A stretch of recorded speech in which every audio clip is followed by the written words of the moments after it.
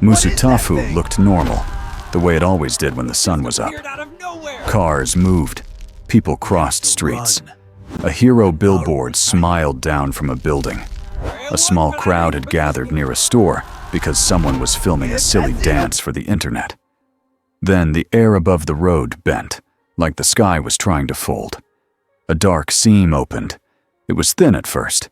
A long, black rip, with fog spilling out of it in slow curls. The sound was wrong, not loud. More like a deep breath being held. People stopped walking. Someone pointed up and laughed, like it was a new special effect for a commercial. The seam widened. A figure fell out of it. He hit the street on his boots, knees bending to take the force. He did not roll. He did not panic. He stood up like he had stepped off a small curb. He wore a long black coat. He wore gloves. His face was hidden behind a white mask with a beak, like an old plague doctor. The beak pointed forward. The eye holes were dark. He looked around. Calm, almost polite. He dusted his sleeves with 2 quick pats, as if street dirt was the biggest problem in the world. A woman whispered, "Is that cosplay?" A teenage boy took out his phone. "Yo, that is sick. Hey, pose for the camera." The doctor tilted his head, like he was listening to something no one else could hear. Across the street, a small-time villain chose the worst moment to be brave. He wore a cheap mask and had a quirk that made his hands sticky. He grabbed a woman's purse and yanked. She stumbled. Her grocery bag fell. Oranges rolled everywhere. The crowd gasped. Someone shouted for a hero. The masked doctor turned toward the woman, then toward the thief. He moved with smooth steps, not running, not rushed. His coat swayed. His shoes clicked on the pavement. "Sir," he said, voice calm and clear, "please remain still." The thief froze for half a second, shocked that anyone spoke to him like that. Then he sneered. "Back off, birdface," he said, and lunged. The thief's sticky hands reached for the doctor's coat. The doctor did not dodge. He did not flinch. He lifted one gloved hand and placed it against the thief's chest, gentle as a tap. The thief's whole body went stiff. His eyes went wide. Then he fell straight back like a switch had been flipped. His head hit the street with a hard sound. A scream ripped out from the crowd. Phones dropped. A mother pulled her child behind her. The doctor knelt beside the fallen man at once, like he was answering a real emergency. He placed 2 fingers at the neck, as if checking a pulse. He made a small sound of disappointment. "So advanced," he murmured. "So widespread." A person in the crowd shouted, voice shaking, "You killed him!" The doctor looked up, slow and steady. "I'm attempting to save him," he said. He reached into his coat and pulled out a worn leather bag. It looked old. It looked like it belonged in a museum. He opened it and took out tools that should not have been on a modern street. A scalpel, a needle, a small bottle. People backed away. Someone yelled, "Call the police. Call a hero." The doctor leaned close to the body. His hands moved fast now. Not messy. Practiced. Like this was his job. The crowd could not see everything. His coat blocked the worst of it. But they saw enough. They saw him press down on the man's chest. They saw him inject something. They saw him stitch with neat, short pulls. Then the dead man's fingers twitched. A second scream. Louder. The man's head lifted in a stiff jerk. His eyes opened, but they didn't look like eyes that were awake. They were dull. Empty. His mouth hung slightly open. He rose to his feet in a slow, wrong way, like a puppet being pulled. The doctor stood too and smoothed his gloves, like he had finished washing his hands. "There," he said, pleased. "Much improved." The revived man turned toward the crowd. He did not run. He did not speak. He simply stared, then took one step forward. Someone threw a rock. It hit the revived man's cheek. He did not react. People started to run. A capture weapon snapped through the air, a long gray scarf, moving like a whip, wrapped around the revived man's arms and yanked him back before he could reach anyone. Shota Aizawa landed on the street in a crouch, hair lifting slightly as his quirk activated. His tired eyes sharpened. He took in the scene in one sweep. The black fog seams still fading above the road, the scattered groceries, the dead thief, the thing that had stood back up, and the doctor. Aizawa's gaze locked on the plague mask. "Don't move," Aizawa said, voice flat. The doctor did not run. He held his hands up, palms open, like a respectful patient. "How fortunate," the doctor said. "An officer of public safety." Aizawa's eyes narrowed. His quirk stayed on. He watched for any sign of power use. The revived man, the patient, did not collapse. He did not stop. Aizawa felt a cold prick in his stomach. Not a quirk, he thought. Or not one that works the way ours do. The doctor took one small step forward. Aizawa's scarf snapped tighter. "I said don't move." The doctor stopped at once. He looked at the revived man, then back to Aizawa. "Do not fear," he said, calm as a teacher in a classroom. "I am a physician." His head tilted toward the city, like he could smell something on the wind. "Your city is unwell." Aizawa did not bring the plague doctor to UA on his own. He did not even try. He called it in with the fastest, simplest report he could manage. "Unknown hostile," he said into his comm. "Possible instant kill ability. Erasure had no effect. He also revived a dead body into a hostile puppet. Need containment team. Now." He kept his distance, 10 meters, then 12. He kept his scarf moving, not to attack, to control space. The plague doctor did not chase. He stood near the fallen tools and the leather bag like they were precious. He watched Aizawa the way a doctor watched a nervous patient. Aizawa watched back the way a hero watched a bomb. The revived man strained against the scarf with dull strength, stronger than a normal person. Not enough to break Aizawa's capture cloth, but enough to prove a point. Aizawa could handle one. He did not want to see 10. More pro-heroes arrived first. A team that knew how to work with Aizawa's style. They used barriers, long poles, foam rounds, anything that kept hands away from that gloved touch. They spoke loudly to control the crowd. They pushed civilians back. They built a clear zone. The plague doctor waded through it all with patience that felt wrong, like time did not bother him. When the containment team finally rolled in with a reinforced transport and face shields, Aizawa gave the order. "Do it fast. No close contact." They fired a heavy net from range. The net wrapped around the doctor's arms and torso.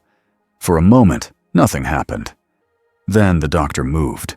Not super fast, not like All Might, not like a speed quirk, but efficient. He twisted his shoulders and stepped into the net like he understood how nets worked. He dropped his weight. The net tightened. The team pulled. He went down on one knee, then both, as if kneeling for prayer. He did not fight the way a criminal fought. He fought the way a person fought, when they believed the other side was being foolish.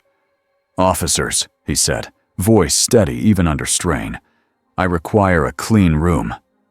"Shut up," one hero snapped, and the team dragged him toward the transport. The doctor's head turned toward the revived man. The patient stopped straining and went still. Aizawa felt it like a change in pressure, a silent command. The revived man relaxed in the scarf. Obedient. Aizawa did not like that at all. They loaded the doctor into a sealed compartment with internal restraints that kept his hands away from anyone and anything. Aizawa kept the revived man tied up separately, also sealed. 2 threats, 1 scene, 2 problems. As the vehicle doors locked, Aizawa took a long breath through his mask. He could not shake the image of the instant death, the calm voice, the way the doctor had said, "Save." He looked down at the street where the black seam had been. It was gone now. Whatever this was, it had come from somewhere else. And it had arrived like it meant to stay. Nezu watched the footage 3 times. He did not blink for most of it. The small principal sat in a high-backed chair in UA's secure briefing room. Around him stood heroes, who did not usually look uncertain. All Might, Aizawa, a few top staff members, a liaison from the Hero Commission on a secure call screen. On another screen, the street video played again. The touch, the collapse, the needle, the stitch, the revived patient. When it ended, the room stayed quiet for 2 full seconds. "All right," Nezu said at last, voice mild. "We have an unknown entity with a lethal contact effect and a reanimation procedure." He tapped the screen with a small paw. "And our first test suggests it is not a normal quirk." Aizawa's eyes were tired, but hard. "I erased him. Nothing changed. I kept it on." The revived body did not shut down either. The commission liaison leaned in. Could Eraserhead have missed the timing? Aizawa's scarf rustled slightly as his fingers tightened. "No." All Might spoke gently but firm. "Then we must treat him as a special case, like a hazardous material, like a disaster." Nezu nodded. "Exactly. Distance, layers, and above all, information." The liaison's voice sharpened. "Is he a villain?" All Might's face did not change, but his tone cooled. "He killed someone on camera." Nezu held up one finger. "He also spoke like someone doing a job. That does not excuse him. But it matters for prediction." Aizawa looked at Nezu. "Prediction doesn't stop a touch." "No," Nezu agreed. "So we build systems that prevent touch from happening at all?" He clicked another file open. A blueprint of a containment room appeared. Transparent barrier, remote communication speaker, food and water delivered through sealed slots, cameras, motion tracking. No one enters. Ever. "And we do not use Tartarus yet," Nezu added. "Not until we know what makes him tick." The commission liaison frowned. "That is not your decision alone." Nezu smiled, small and polite. "It is when he is on my campus, and my students are breathing the same air." All Might's eyes flicked to the student seating area outside the secure room. He thought of young heroes in training. He thought of panic. He thought of bodies standing back up. "We will keep the students away," All Might said. "No exceptions." Nezu's smile softened. "Thank you." Aizawa's phone buzzed once. A text from the escort team. "Secure transfer complete. Subject still calm." Requesting instructions. Nezu typed back with quick pause. "Do not unseal. Move to holding room A3. Full remote protocol." All Might looked at Nezu. "Any clue what he is?" Nezu's ears twitched. "Not yet." Then he paused. "In the footage," Nezu said, he used certain words. Physician. Pestilence. Officer. He speaks like someone from another time. The liaison scoffed. "A gimmick." Aizawa shook his head. "Not a gimmick. He didn't perform for cameras. He performed for the body." Nezu's eyes narrowed slightly in thought. "And he carried tools. Old ones. Real ones." All Might's jaw tightened. "A doctor who kills." Nezu spread his hands. "Or a killer who plays doctor." Aizawa's voice dropped. "Either way, we cannot let him touch anyone again." Nezu nodded. "Agreed." He looked up at the screen where the plague mask filled the frame. "And yet," Nezu said quietly, "we must speak with him, because he is here, and he is not afraid." Izuku Midoriya did not mean to listen. He truly did not. But he was Izuku Midoriya, and UA was his home, And a high-alert meeting makes a building feel different. He saw extra guards. He saw teachers moving fast. He saw Recovery Girl arguing with a staff member in the hallway with a face he had never seen her make. So he followed at a distance, just to know, just to be ready. He reached a corner where he could hear voices through a door, not every word. Enough. Instant kill, someone said. A hero's voice. Erasure did nothing, said another. Aizawa, he realized. Izuku's stomach sank. Erasure did nothing? Then what is it, he thought. If it's not a quirk, what rules does it follow? He pressed his back to the wall and tried to breathe quietly. He pictured the revived body, the stiff movements, the empty eyes. This isn't like a normal villain fight, he thought. This is like a disaster. A soft hand touched his shoulder. Izuku nearly jumped out of his skin. He turned to see All Might, not in his muscle form, just Toshinori Yagi, tall and thin, eyes kind and sharp. You should not be here, All Might said softly. I'm sorry, Izuku whispered fast. I wanted to know if everyone is safe. All Might's gaze held him steady. Everyone will be safe because we will act carefully. Izuku swallowed. Is it really not a quirk? All Might's mouth tightened, just a little. We do not know. Izuku's hands curled. If we don't know, how do we stop it? All Might placed a light hand on his shoulder again. With teamwork, with plans, and with courage that does not rush. Then his expression warmed just a bit. Also, with listening, even to people we fear. Izuku nodded, but his mind raced. Listening is good, he thought. But what if listening gets you touched? All Might turned him gently away from the door. Go back to your class area, and do not wander. Yes, sir, Izuku said, and this time he meant it. As he walked away, he kept seeing the plague mask in his mind. A face that did not show anger, a voice that did not shake, a hand that ended a life like turning off a light. The holding room was clean, not hospital clean, UA clean. The walls were reinforced. The main barrier was thick, clear material with layers. There were speakers on both sides. There were cameras everywhere. There was a sealed slot for supplies. SCP-049 stood behind the barrier, with his hands folded in front of him. He had been searched. His bag had been taken. His tools were locked away. He did not yell. He did not threaten. He examined the room with slow turns of his head. Then he tapped the barrier once with a gloved finger. Acceptable, he said. Nezu spoke through the speaker from the control side, voice pleasant. Good evening. Welcome to UA High School. The plague doctor tilted his head. A school? A place of training, Nezu said, and safety.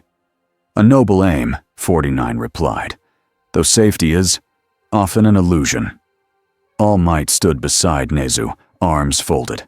Aizawa leaned against the wall farther back, eyes half-lidded, but never leaving the doctor's hands. Recovery Girl watched too, lips pressed tight. Nezu kept his tone gentle. I am Principal Nezu. A leader, 49 said. Then you understand responsibility. Nezu's smile did not reach his eyes. I understand that you killed a citizen in the street. 49's head turned slightly, like he was offended by the word killed, not by the accusation. The individual was afflicted, 49 said. He presented symptoms consistent with the pestilence. Recovery Girl snapped. Sharp. He stole a purse. 49 looked at her. A symptom. All Might's voice carried weight even without shouting. You do not have the right to decide who lives and dies. 049 paused. Then he spoke as if explaining math to a child. When a limb is rotting, he said, it is removed to save the body. Aizawa's eyes narrowed. Don't talk like you're doing us a favor. 049 turned toward him. You are exhausted, and yet you stand guard. You fear what I may do. Aizawa did not answer. Nezu leaned forward a little.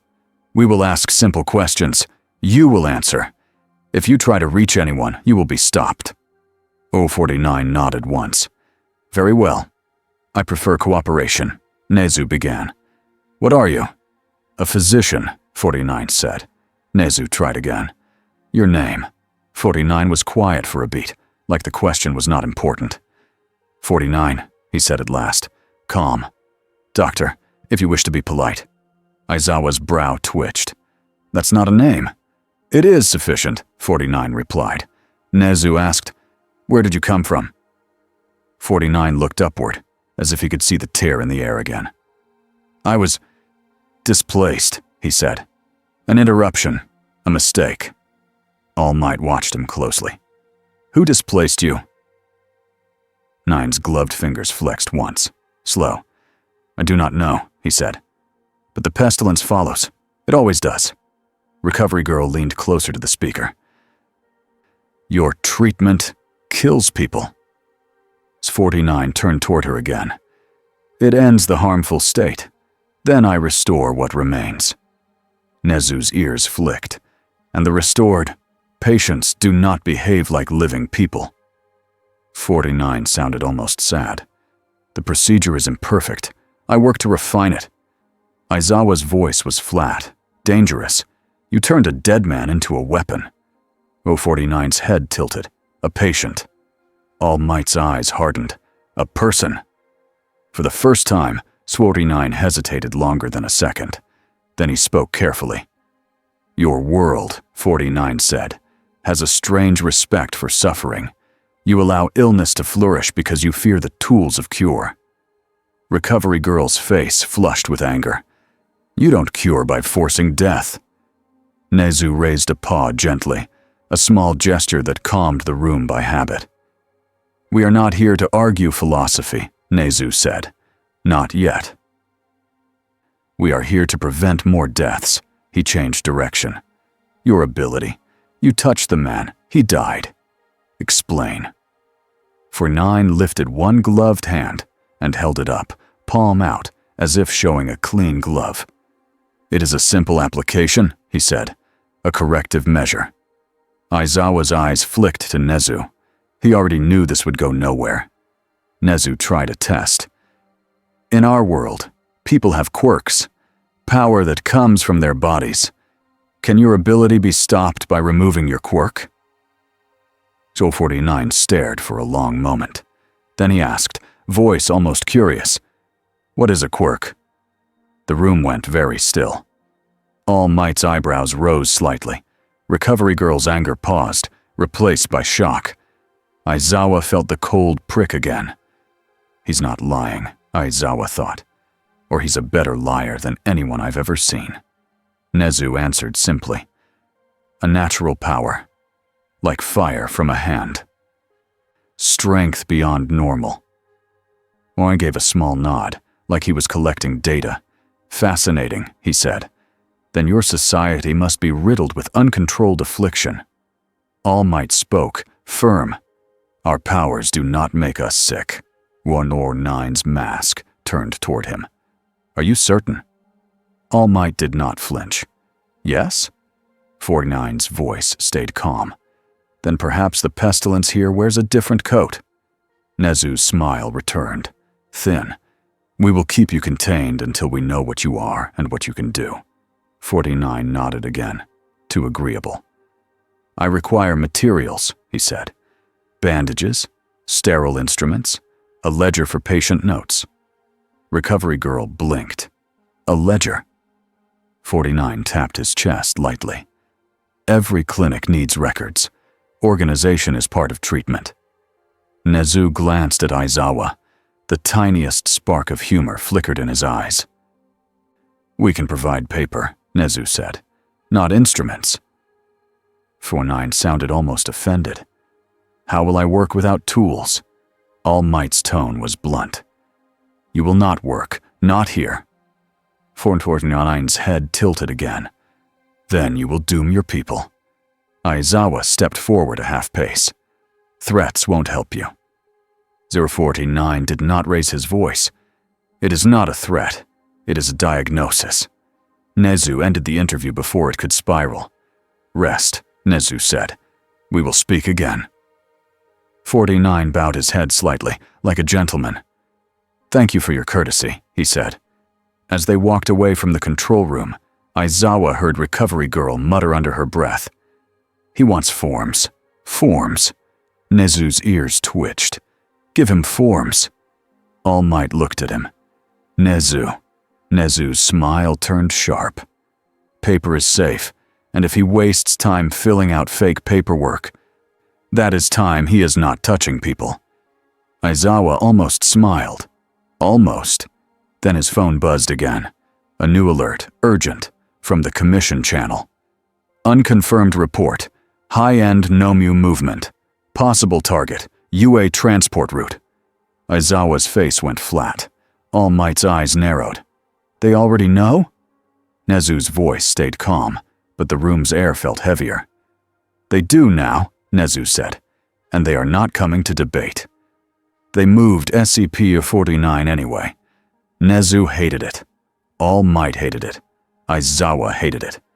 But UA was not built to hold something that might not follow quirk rules. Not yet.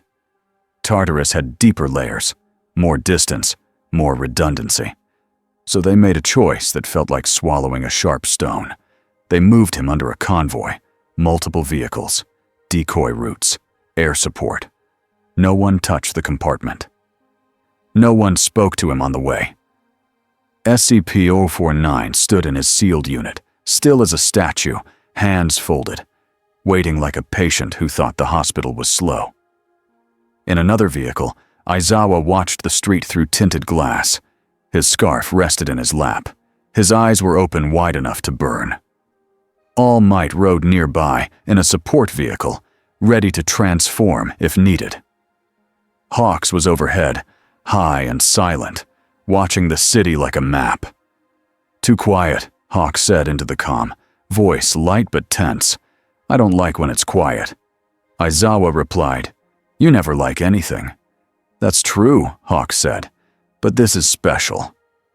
The convoy turned onto a wide road. Then the first explosion hit, not under the main transport, under the road ahead. The asphalt cracked up in a harsh wave. The lead vehicle jerked. The driver fought the wheel. Smoke and dust burst into the air. Civilians screamed and ran to sidewalks. Cars slammed brakes. A horn blared without stopping. Hawks dropped lower. Ambush. Multiple heat signatures. Aizawa's eyes snapped to the left. A figure crashed through a building wall, muscle and metal, and landed on the road like a falling truck.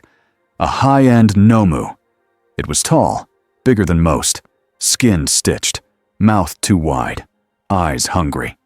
It looked at the convoy and smiled. Then it moved. Fast. Aizawa's hand tightened on his scarf. Nomu! Targeting transport!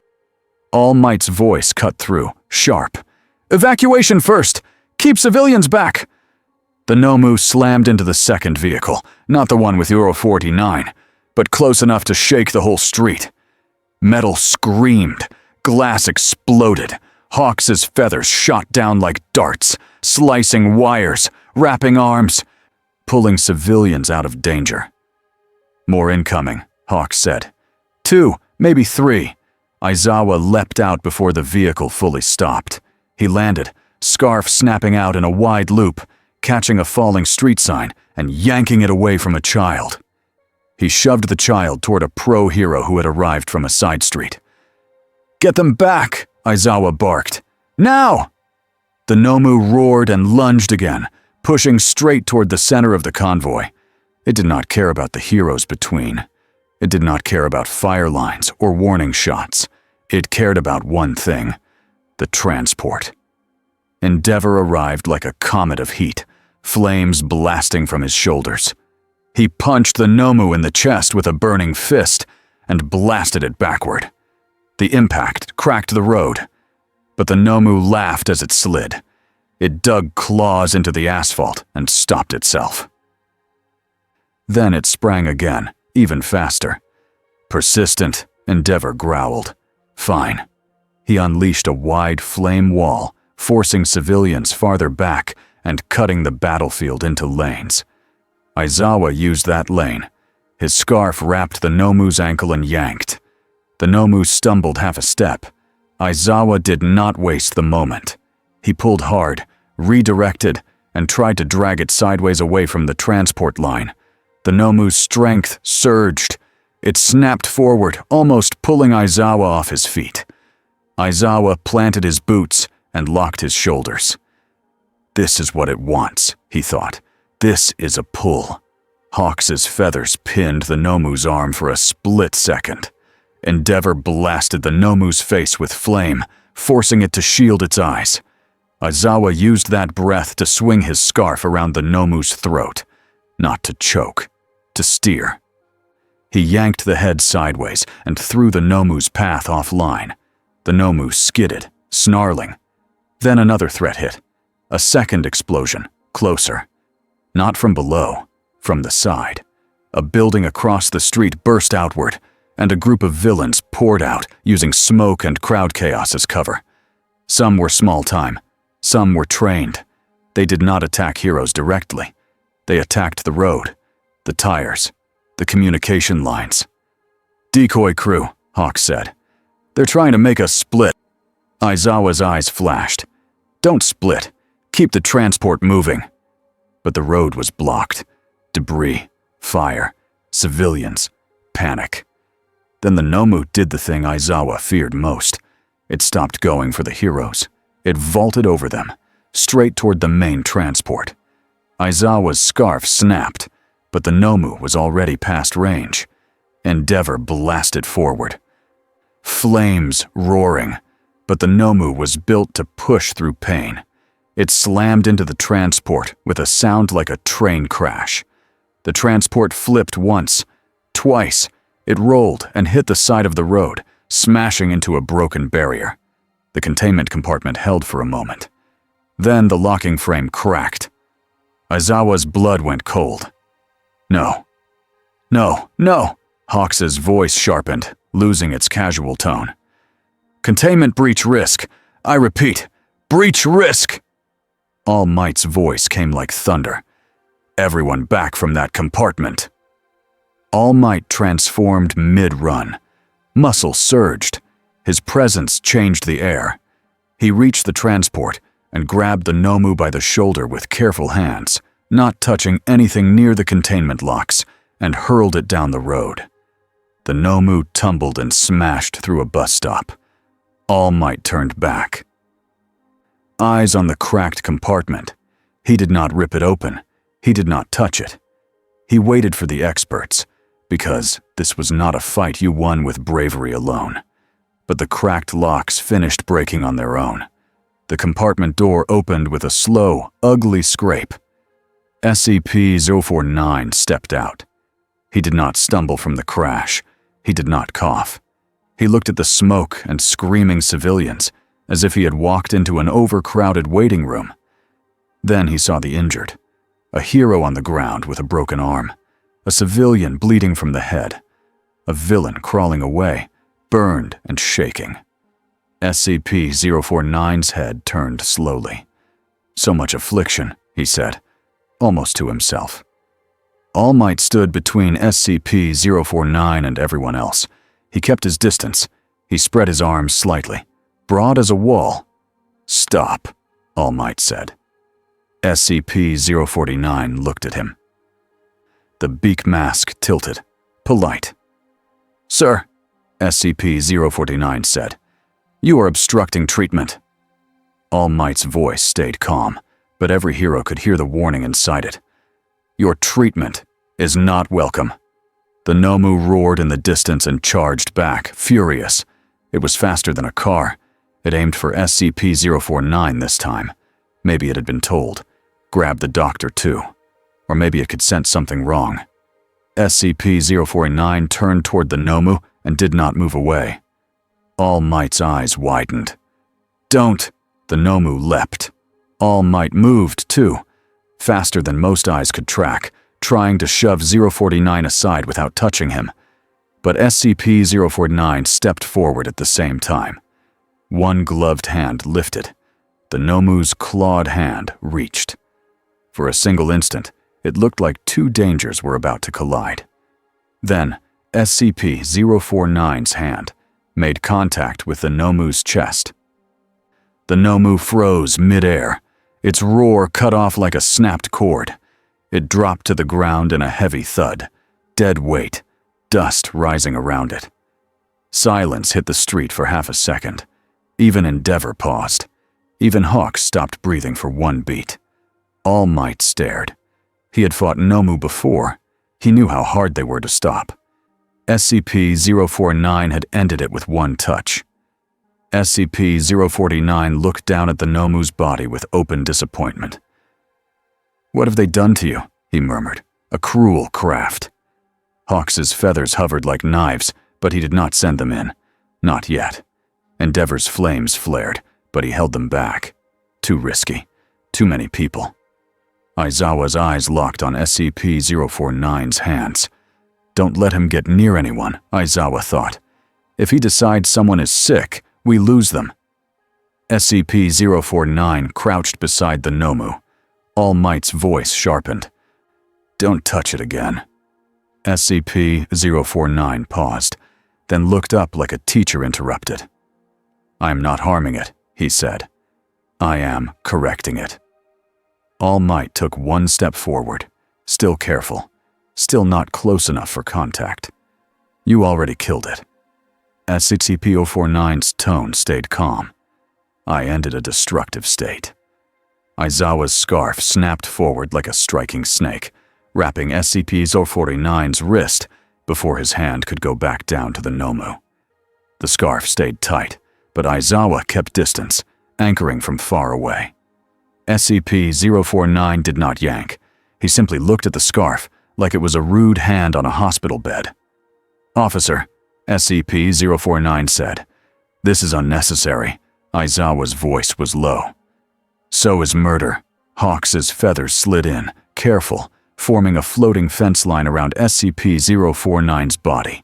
Not touching, just blocking paths. Endeavor stepped into a clear lane and raised a wall of heat behind SCP-049, making retreat harder. All Might stayed in front, the strongest wall and the calmest voice. "Doctor," All Might said, and the word tasted wrong. "You will return to containment." SCP-049 turned his mask slightly, like he was studying All Might's face for a sickness that was not visible. "You," he said quietly, "are interesting?" All Might did not react. "Now." SCP-049 looked past him at the injured civilian with the bleeding head. The civilian was sitting up, dazed, eyes wide, hand shaking as it tried to hold a cloth to the wound. SCP-049 took one step toward them. All Might's body moved at once, blocking again. "No," All Might said, louder. SCP-049 stopped, but his voice stayed gentle. "You would deny aid?" he asked. "All aid that kills," All Might said. SCP-049's head tilted. "You misunderstand aid." Aizawa tightened the scarf slightly. Hawks's feathers pressed closer. SCP-049's shoulders rose and fell in what might have been a sigh. "Very well," he said. "Containment, then. But understand this." He looked at All Might, then at Aizawa, then at the street filled with fear. "This place," SCP-049 said, "is already infected." The villains on the sidelines saw the moment and made a new move. Two of them rushed in, not at SCP-049, but at the broken containment truck, grabbing at fallen gear and data cases. Garaki's people, Aizawa realized, or someone like him. Hawk's feathers snapped out and pinned one of them to the wall by their jacket without cutting skin.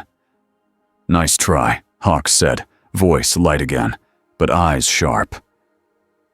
"Hands where I can see them." Endeavor's flame flicked and melted a weapon out of someone's grip. All Might did not look away from SCP-049. Aizawa did not loosen the scarf. Together, they guided SCP-049 back toward a replacement containment unit that had arrived with backup.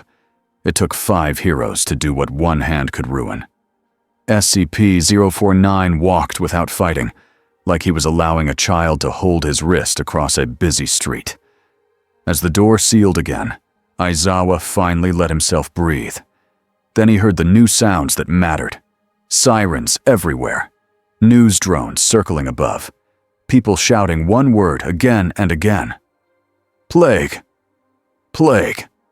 All Might stood in the road and looked at the city. He had built peace with strength and hope, but fear spread fast, sometimes faster than any villain, and now there was a new kind of fear. A fear that didn't care about quirks, a fear that wore a beak mask and called murder medicine. Inside the sealed compartment, SCP-049 stood still and began to speak softly, as if writing notes out loud. Patient population, he murmured. High stress, high disorder, pestilence, deeply rooted. He lifted his hands, palms open, and pressed them against the clear wall, not touching anyone, just watching the world like a doctor watching a ward. Work to be done, he said. The city did not calm down after the convoy crash. For 3 days, Musutafu felt like it was holding its breath. People wore masks even when the air was clean. Some wore gloves. Hand sanitizer sold out in stores. A rumor spread that a single touch could turn you into a zombie. Another rumor said the plague doctor was a secret hero weapon. Both were wrong. And both were dangerous. On the morning news, they replayed the same shaky videos again and again. A dark rip in the sky. A beaked mask. A man dropping dead. A monster body falling still like a puppet with cut strings. In the hero stations, the mood was worse than fear. It was uncertainty. Shota Aizawa sat in a chair that was not meant for sleeping, and still he had slept in it. His scarf lay across his knees. His eyes felt like sandpaper. He watched a wall screen as Nezu's staff ran new simulations. Containment Layer 3 fails if the subject gains contact within 2 meters, one analyst said. Aizawa's voice was flat. Then don't let him get within 2 meters. The analyst swallowed. Yes, sir. But public spaces are unpredictable. Aizawa stared at the screen. He saw the same image in his head every time he blinked. A Nomu. Tougher than steel, dropping lifeless from a single touch.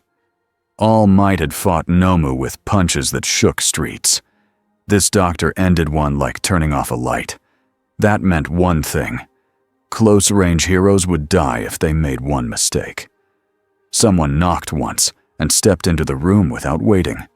Endeavor. Shoulders wide, eyes hard. He carried anger the way some people carried heat.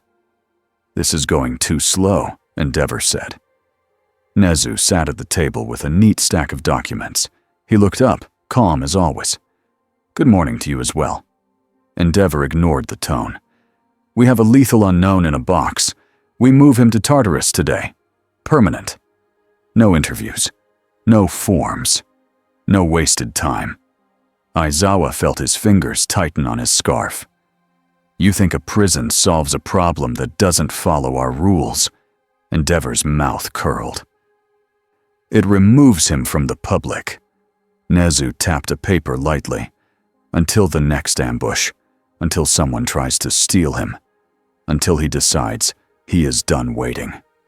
Endeavor's eyes flashed. Then we put him down. All Might's voice came from the doorway, quiet but heavy. We don't execute people because we're afraid. Endeavor turned, annoyed, and then held his tongue.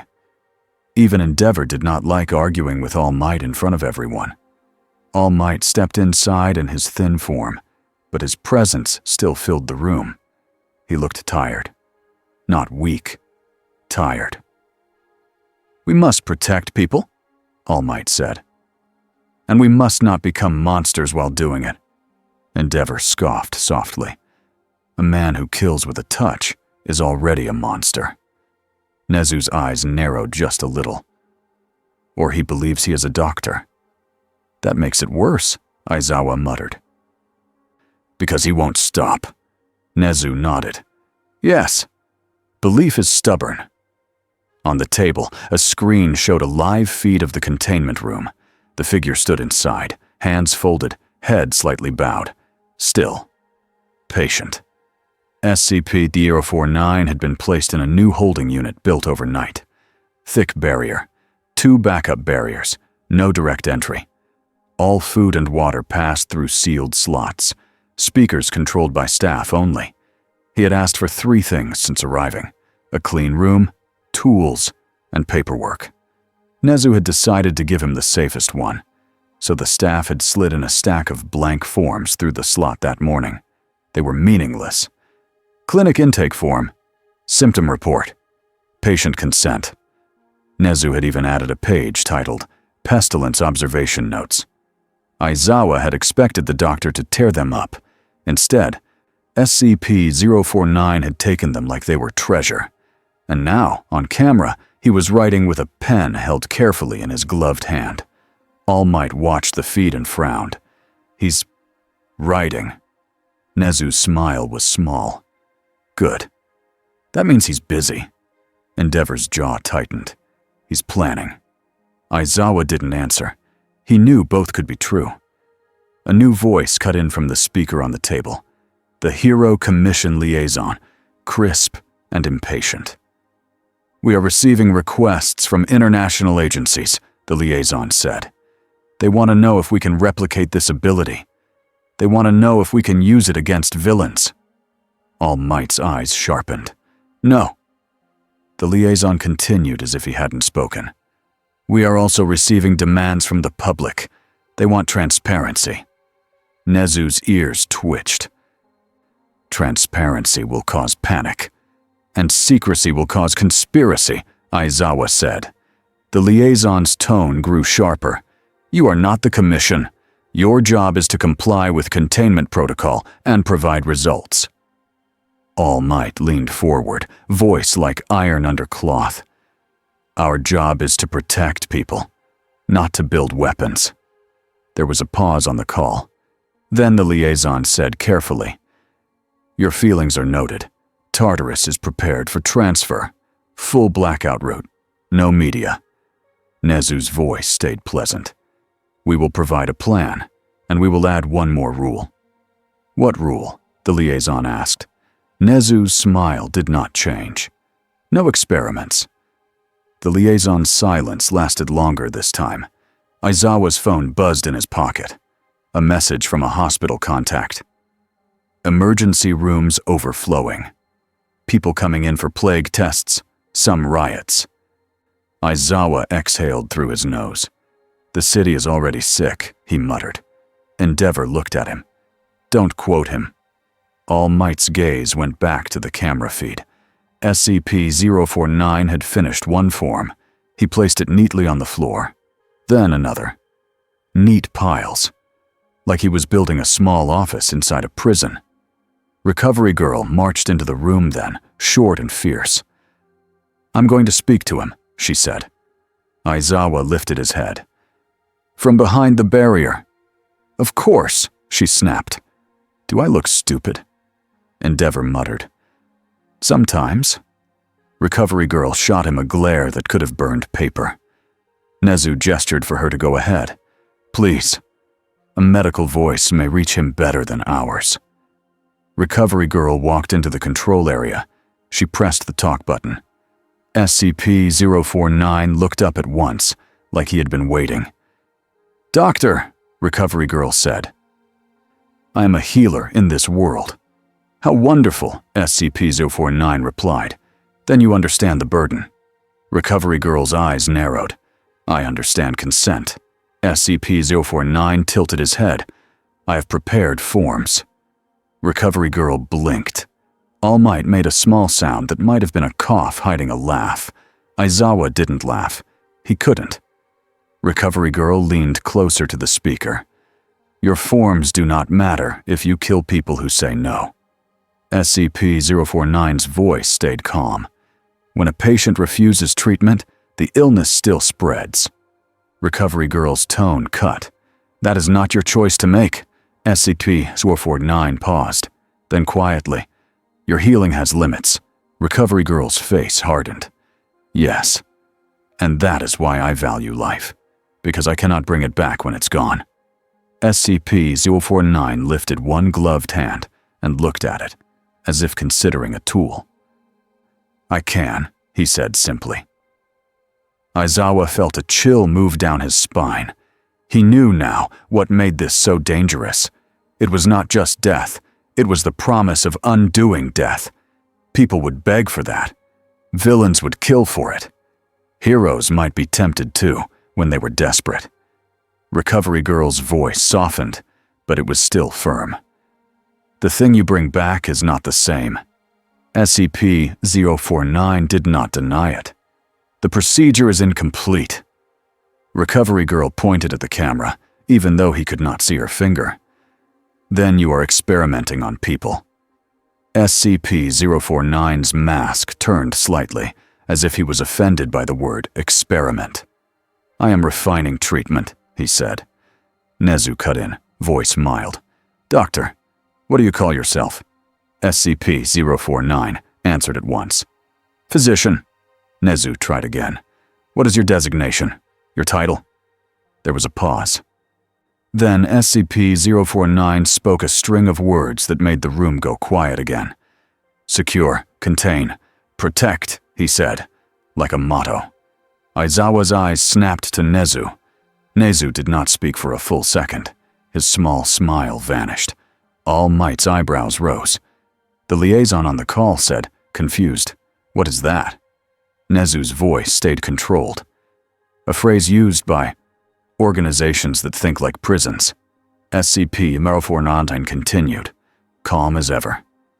I was held in a facility. They called it a site. They called me SCP-049. The number landed in the room like a dropped tool. Aizawa's mind moved fast. SCP. Site. Contain. He's been contained before, Aizawa thought. That means people like Nezu exist where he comes from. People with plans. Nezu's fingers moved quickly on a keyboard. He pulled up the copied pages of the forms SCP-049 had filled out. They were not blank anymore. He had written in the margins, not just pestilence, other words. Foundation. Site 19. Containment breach. Nezu's eyes narrowed as he read. All Might's voice was quiet. So there is a world that knows him. Aizawa's jaw tightened and locked him up. Endeavor leaned in. Then he is a known threat. That settles it. Nezu's voice stayed calm, but there was a new edge to it. It settles one thing. He is not a random villain. He is an imported problem. The liaison on the call spoke fast now. Send those documents to the Commission immediately. Nezu's smile returned, small and sharp. No. What? The liaison snapped. Nezu's voice stayed polite. Not until we confirm what they mean. Not until we know who else is listening. Aizawa's phone buzzed again. A new alert. Tartarus transfer window moved up. Commission order. Aizawa stared at the text. Moved up meant rushed. Rushed meant mistakes. Mistakes meant hands touching skin. All Might looked at the camera feed again. SCP-049 had returned to writing, calm and focused, like he had just handed them a bomb and gone back to paperwork. All right, Nezu said, voice steady. We keep him contained. We prepare for transfer. And we assume someone will try to take him. Endeavor's eyes flashed. Let them. Aizawa stood. No. Endeavor scoffed. Afraid? Aizawa's eyes were flat. Aware. He looked at All Might. If someone tries to steal him, they will not care how many people die. All Might nodded slowly. Then we must be better than them. Izuku Midoriya watched the news from the dorm common room with a knot in his stomach. He was not supposed to know the details. UA tried to keep students protected, but phones exist, friends talk, the city buzzed, and the videos were everywhere. He saw the moment the plague doctor touched the Nomu. He saw the Nomu drop. He saw All Might step in front of the doctor like a human shield. Izuku's hands shook as he paused the video. He killed a Nomu with one touch, Kaminari whispered beside him, eyes wide. That's like cheat code stuff. Todoroki sat on the other couch, expression calm but eyes focused. It's not a quirk, he said quietly. That's the scary part.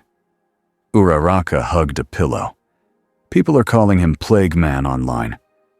Ida stood stiff, glasses shining. The misinformation is unacceptable.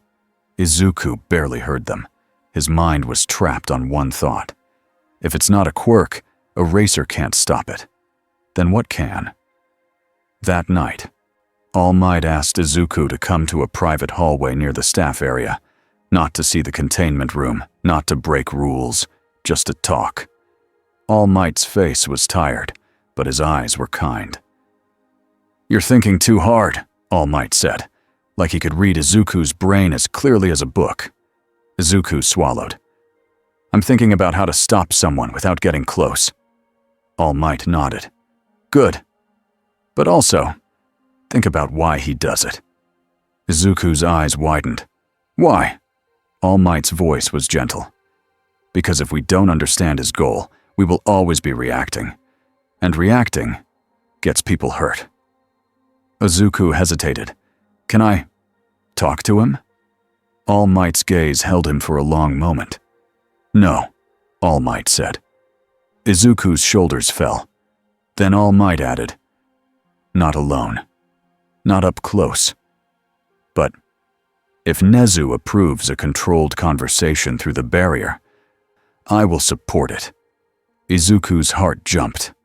"Really?" All Might lifted a finger. "Only if you can stay calm. Only if you can accept that you may not like what you hear." Izuku nodded hard. "I can." All Might's eyes softened a little. "And only if you remember something important." "What?" Izuku asked. All Might's voice turned serious. "You cannot save everyone by trusting them. Sometimes you save people by stopping them." Izuku nodded, but the words felt heavy. A day later, Nezu approved it. Izuku stood behind a second barrier in the control room, supervised by All Might, Aizawa, and Nezu. Hawks watched from a corner, arms folded, feathers hovering like they were asleep but ready. Izuku looked through the clear wall. SCP-049 stood inside, writing on the floor again. His papers were stacked neatly. He had arranged them in rows like a tiny office. When the speaker clicked, he looked up immediately. "Ah," SCP-049 said. "More officers." Nezu's voice was mild. "We are joined by a student hero." Izuku stepped forward, heart pounding. "My name is Izuku Midoriya." SCP-049 tilted his head. "A young officer, how unfortunate." Izuku blinked. "Unfortunate?" "You were exposed early," SCP-049 said. "Your world sends children toward danger." Izuku's face warmed. "We train to protect people." SCP-049's voice stayed calm. "Protection is a symptom, not a cure." Izuku took a breath. He kept his voice simple, like he was speaking to someone who might misunderstand tone. "Why do you kill?" Izuku asked. The room went still. All Might's jaw tightened. Aizawa's eyes narrowed. SCP-049 answered as if the question was basic. "I do not kill," he said.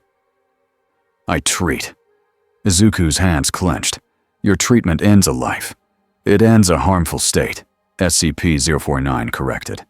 Izuku swallowed. "What is the pestilence?" SCP-049 paused longer this time. Then he said, "It is difficult." Nezu's ears twitched. "Difficult how?" SCP-049's mask turned slightly, like he was choosing words. "Some patients cannot perceive it," he said. "But it is present. It spreads through behavior, through disorder, through cruelty." Izuku thought of villains, of fear, of riots, of people pushing each other in panic. So, Izuku said slowly, "You think our society is sick?" "Yes," SCP-049 said, almost relieved. "You understand." Izuku's chest tightened. "But you can't cure society by killing people." SCP-049's voice stayed calm. "Society is made of people." All Might stepped in, voice firm. "And people are not tools." SCP-049 turned toward All Might. "You are the symbol." All Might froze slightly. "What?" SCP-049's tone was clinical. "Your presence stabilizes your city. I observed it. When you stood in front of me, the crowd's panic reduced. That is, a form of treatment." Aizawa's eyes flicked to All Might. Even he looked surprised. All Might's voice stayed controlled. "Then learn the lesson. We treat without killing." SCP-049's head tilted. "Without tools, you treat symptoms." Izuku forced himself to stay calm. He had one more question, the one that burned. "Do you feel bad," Izuku asked, "when someone dies because of you?" SCP-049 went still. For a moment, Izuku thought he would not answer. Then SCP-049 said quietly, "I regret imperfection." Izuku's throat tightened. "That's not the same as regret for them." SCP-049's mask turned slightly away, just enough to feel like avoidance. "I do not have the luxury of sentiment," he said. Aizawa's voice cut in. "So you'll keep doing it?" "Yes," SCP-049 said, "because the pestilence does not wait." Nezu ended the conversation there. "Thank you, Doctor." SCP-049 bowed his head slightly. "I await my clinic." As the speaker clicked off, Izuku stood still, staring at the beaked mask. He did not feel like he had talked to a liar. He felt like he had talked to a person who believed something horrible with full faith. That was worse, because you could not argue someone out of faith with facts. You had to stop their hands. Across the city, deeper than the news cameras, other eyes watched too. In a dark room, Tamura Shigaraki leaned forward. Fingers scratching at his neck, his grin was sharp and hungry. "He makes bodies stand up," Shigaraki said. "That's funny." All for One's voice came through a speaker, smooth and calm. "It is useful." Shigaraki's grin twitched. "Useful? He kills with a touch. That's not useful. That's a party." All for One did not laugh. "You are still thinking like a child who wants to break toys." Shigaraki's eyes narrowed. "You're still thinking like a man who wants to own them." There was a pause. Then All for One said softly, "Yes." Shigaraki's grin returned, but it was strained.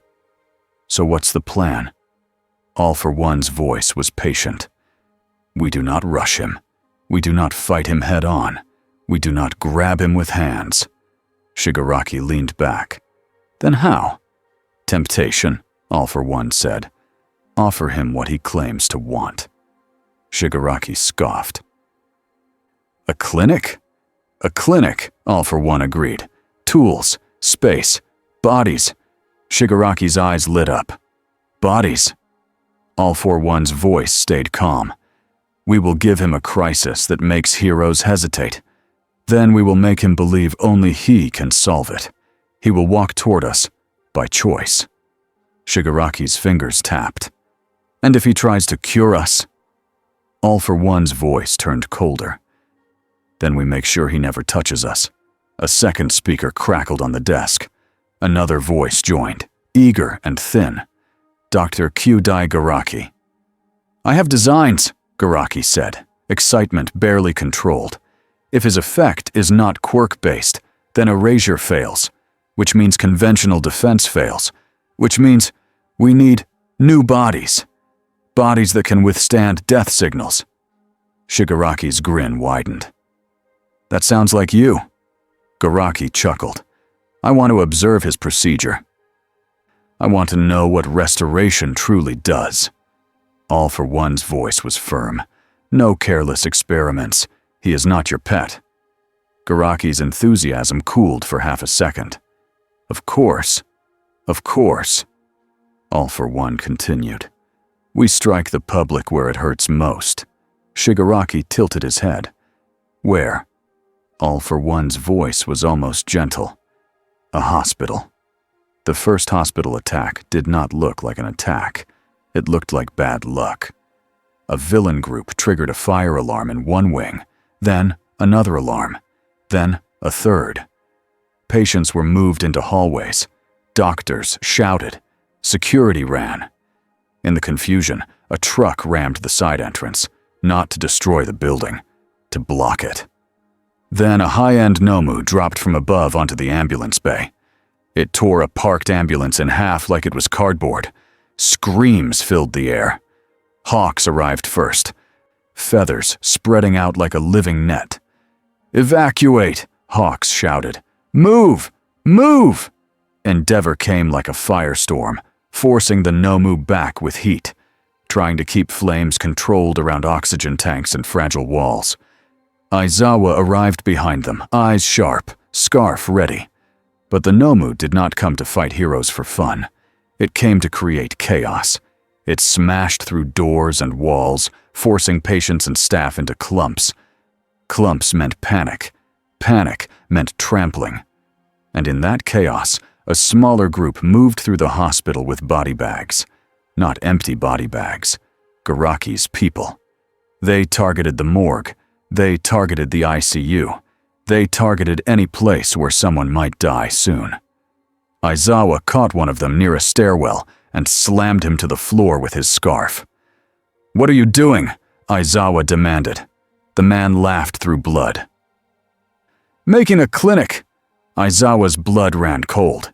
He looked up, and in that moment, he understood the pivot. This was not about stealing SCP-049 yet.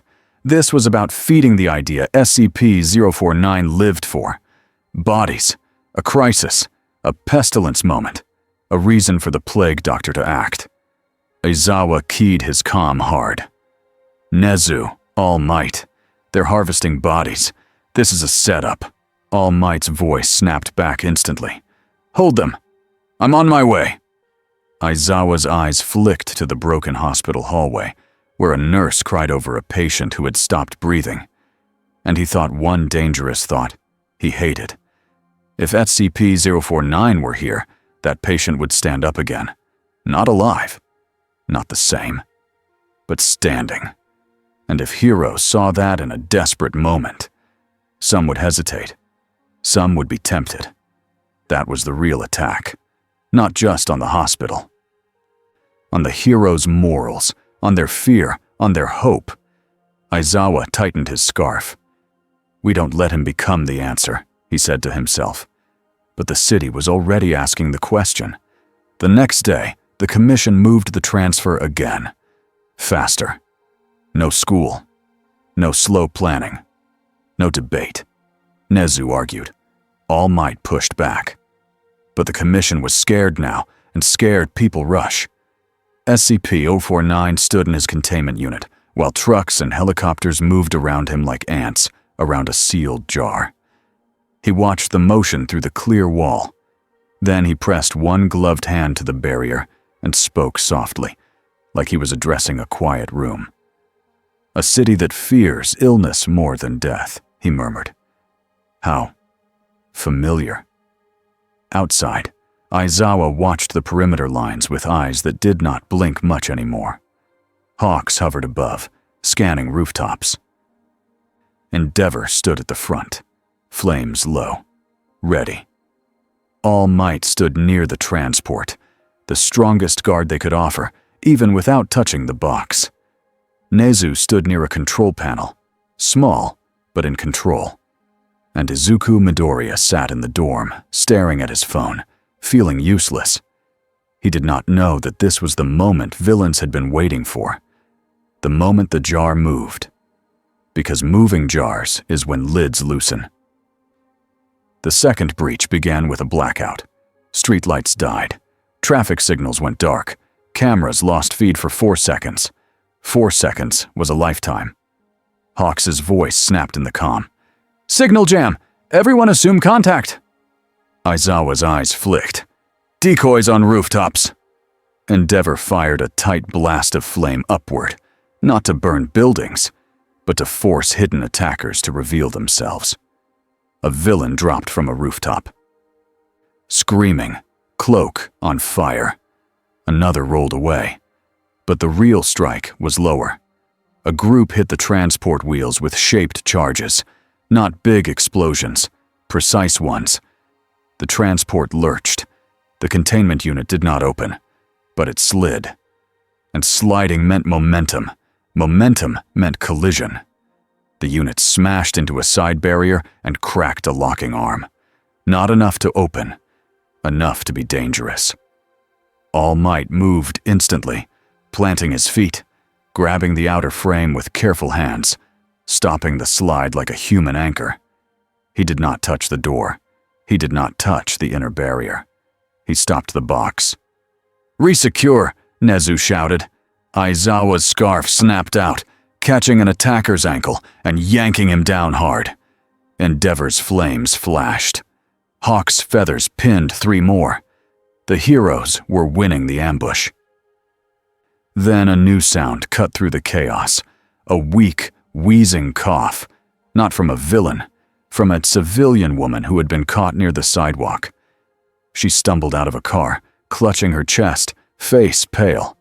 Her son cried, trying to hold her up. "She can't breathe!" he shouted. A medic rushed forward. Then another civilian fell, and another. Aizawa's eyes narrowed. Gas, he thought. But not typical. It was odorless. It moved like nothing. People just collapsed. Hawks' voice sharpened. "Something's in the air. I'm getting weird vitals from the crowd." Endeavor swore. "Get them back, now!" All Might's hands clenched. He could punch villains.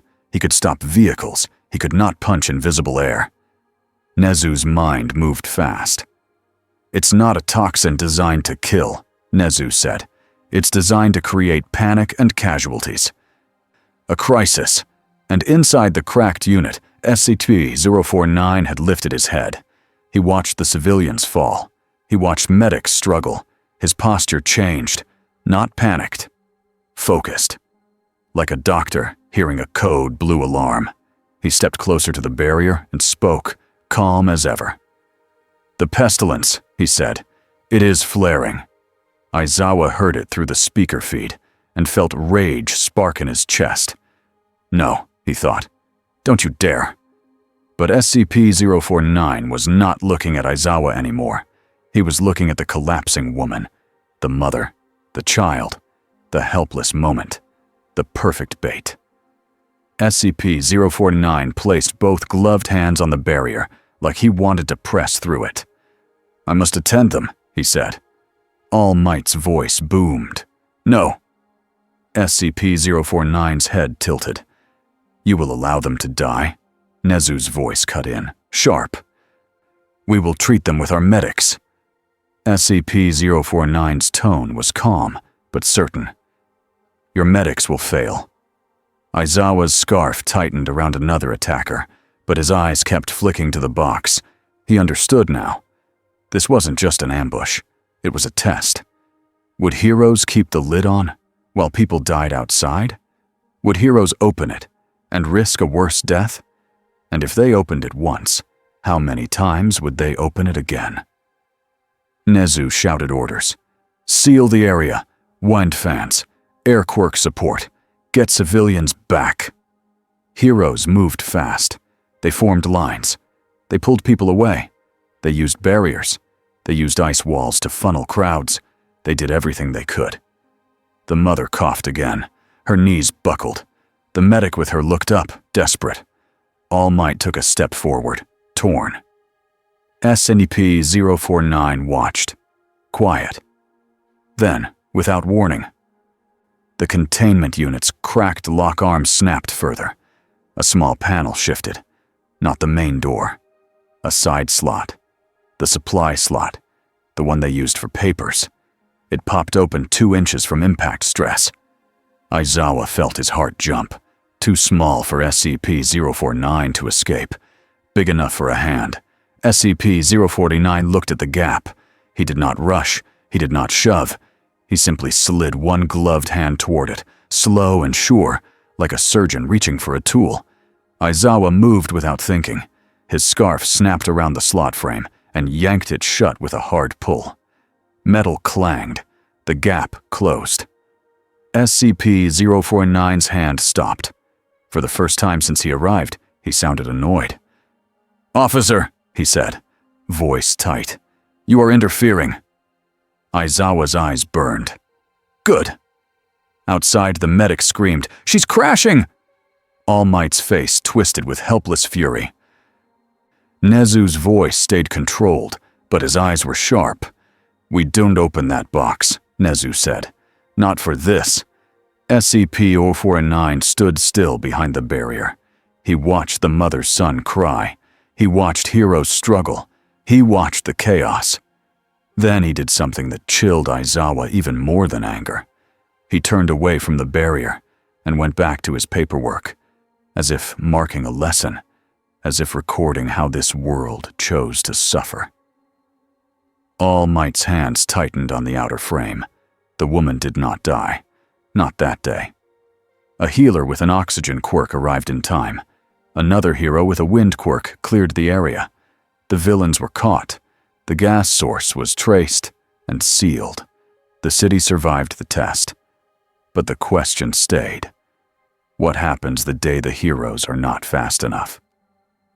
And what happens the day they decide the plague doctor is the faster option? That night, Nezu made a decision. He would not let SCP-049 be moved again until UA built a containment method that did not crack under chaos. And SCP-049, inside his clean cage, wrote one new line in his notes.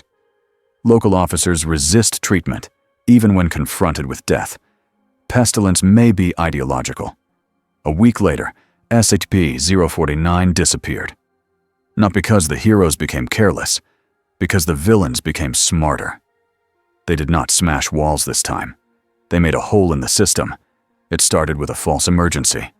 A quarantine breach report at a different hero facility. A fake chemical spill. A fake evacuation call. They pulled key people away. Not many. Just enough. Then they hit the power grid again, but only in a small ring. Only around one building. An old medical research annex on the edge of the city, mostly empty, used for storage and overflow equipment. Aizawa was on the scene in minutes. He found the door open and the alarm silent. That was the worst sign. Inside, the air smelled like cleaning chemicals and paper. So much paper.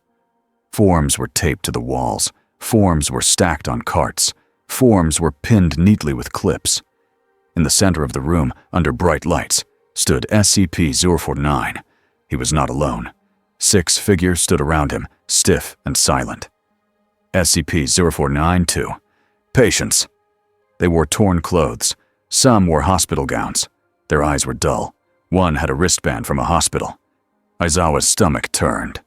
SCP-49 turned toward him slowly. He lifted his hands in a polite gesture. "Officer," he said, calm again. "Welcome to my clinic." Aizawa's scarf rose like a snake. "How did you get out?" SCP-049 did not answer the question. He gestured to the room, proud. "Clean," he said. "Orderly. Suitable for treatment." Aizawa's eyes flicked to the patients. They were dead. He could feel it in the way they moved. Wrong. Empty. "You killed them," Aizawa said. SCP-049's tone stayed calm. "No, they were already lost. I restored them to function." Aizawa's voice went cold. "You stole bodies from a hospital." SCP-049's head tilted. "They were abandoned by your system." Aizawa did not argue. He keyed his comm, quiet. "Target located. Old medical annex. He has multiple reanimated bodies. No civilians inside yet." A pause, then Hawks's voice. "On my way." Then Endeavor. "I'll burn the building down." Aizawa snapped back. "No. We do this clean." SCP-049 watched him speak, and then spoke as if continuing a conversation only he could hear. "I required space," SCP-049 said. "And tools." Aizawa's eyes narrowed. "You have tools now." SCP-049 lifted a hand and pointed toward a table. Aizawa's gaze snapped there. On the table lay a leather bag, SCP-049's bag. Someone had returned it. Aizawa's blood turned cold. He looked back at SCP-049. "Who helped you?" SCP-049 did not smile, but his calm felt sharper. "Some patients understand," he said. "Some patients are eager to be cured." That was the moment Aizawa realized the trap was not only physical, it was social. If even one hero, one official, one medic, one scared citizen decided to cooperate with SCP-049, containment was not just walls. Containment was trust. Aizawa's scarf snapped forward, fast, aiming for SCP-049's wrists. SCP-049 did not dodge. Instead, he lifted a hand and made a small gesture. One of the SCP-049 too stepped into the scarf's path and took the wrap. The scarf tightened around the dead man's arms. The patient did not grunt, did not flinch, just stood there holding the scarf like a post. Aizawa's eyes widened. He yanked hard. The patient slid across the floor, shoes scraping, but did not fall. Not strong like a Nomu, but strong enough in a group, and fearless. That was the danger. SCP-049 spoke, calm. "Please do not damage my staff." Aizawa's jaw clenched. "They're not staff, they're victims." SCP-049 stepped forward one pace. Aizawa stepped back one pace. Distance, always distance. "Officer," SCP-049 said, "I am not your enemy." Aizawa's voice was a low growl. "Then stop making bodies." SCP-049 tilted his head. "Then stop making illness." Aizawa's eyes narrowed. "You think fear is illness?" SCP-049's voice stayed calm. "Fear is a symptom. Violence is a symptom. Pride is a symptom." Aizawa's eyes flicked to the wall, where a form was taped like a poster. At the top, SCP-049 had written in clean letters, "Clinic rules. Do not run. Do not shout. Remain still for examination." Aizawa almost laughed. Almost. Because it was absurd. And because it was terrifying. SCP-049 really believed this could work. He believed a city could be fixed like a ward. He believed people were problems to be corrected. Footsteps sounded behind Aizawa.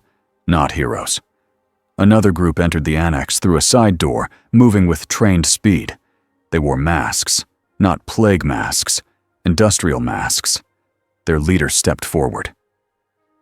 A man in a clean coat, eyes sharp, face tense like he hated the air itself. Kai Chisaki. Overhaul. Aizawa's eyes widened slightly. Overhaul. Overhaul did not look at Aizawa. His gaze locked on SCP-49 like a rival across a table. "You," Overhaul said, voice tight. "You're the one they're calling a doctor." SCP-49 turned slowly. "And you are ill." Overhaul's hand twitched, like the word offended him. "This world is dirty," Overhaul said, "and you're making it worse." SCP-049's head tilted. "I am making it clean." Overhaul stepped forward, careful not to touch anyone, but his presence felt like a blade. "You kill," Overhaul said. "Then you stitch a corpse and call it medicine." SCP-049's voice stayed calm. "Yes." Overhaul's eyes narrowed. "Then, you're a fraud." Aizawa felt the room tighten. Two touch killers facing each other. Both proud, both sure. This was not a normal villain meeting. This was a clash of beliefs. Hawks's feathers sliced into the room through an upper vent. Then Hawks himself dropped in, landing lightly on a high shelf. "Wow," Hawks murmured. "This is the worst clinic I've ever seen." SCP-49 looked up at him. "You're shedding." Hawks blinked. "What?" "Feathers," SCP-49 said. Unhygienic. Hawks stared, then let out a small laugh he did not feel. Great. I'm being judged by a bird mask. Overhaul's gaze snapped to Hawks. Get out of my way. Hawks's tone stayed light, but his eyes hardened. Hard pass. Aizawa's scarf loosened and rewrapped, shifting position. He did not want to fight two threats at once. He wanted one clean goal. Contain SCP-049, but the annex wasn't clean anymore. It was becoming a war zone. Overhaul raised one hand and slammed it onto the floor. The ground bucked. Concrete spikes shot up in a line toward SCP-049 like teeth. SCP-049 stepped sideways, calm, and one SCP-049-2 took the spike through the leg without reacting. Aizawa's stomach flipped. Overhaul's quirk was still deadly from range because he could reshape the ground. SCP-049's power was deadly up close because he could end life with a touch. Neither wanted to get close, so they used others. Overhaul's men moved in with poles and shields, trying to herd SCP-049 like an animal. SCP-049 lifted his hand again, and his patience surged forward in a stiff rush, slamming into the shields without fear. Hawk's feathers snapped down, wrapping poles, yanking weapons away, pinning hands to walls, careful not to cut throats. Aizawa moved like a shadow along the edge. Scarf catching wrists, tripping legs, tying up bodies fast. He did not go near SCP-049. He kept SCP-049 in the corner of his vision like a cliff edge. The annex door burst open. Cold air rolled in. Ice spread across the floor like a fast-growing sheet. Shoto Todoroki stepped in, eyes calm, one side steaming, one side frosted. Behind him, Izuku Midoriya rushed in, breathing hard, eyes wide with focus. All Might said you were here, Izuku said quickly to Aizawa. Aizawa snapped, You shouldn't be here. Izuku swallowed. I know, but this is happening in our city. I can help from distance. Todoroki's voice was level. We control space. We keep hands away. Aizawa hated it, but he also knew it was true. Distance fighters mattered here. Overhaul's eyes flicked to the students with disgust. Children. SCP-049's mask turned toward them. For a moment, his calm shifted into something like concern. So young, he murmured. Exposed early. Izuku stepped forward a half step, careful. Doctor, stop, please. SCP-049 looked at him. Officer Midoriya. Izuku froze. You remember my name. I record my patients, SCP-049 said. Izuku's chest tightened. We're not patients, we're people. SCP-049's voice stayed calm. People become patients when illness spreads.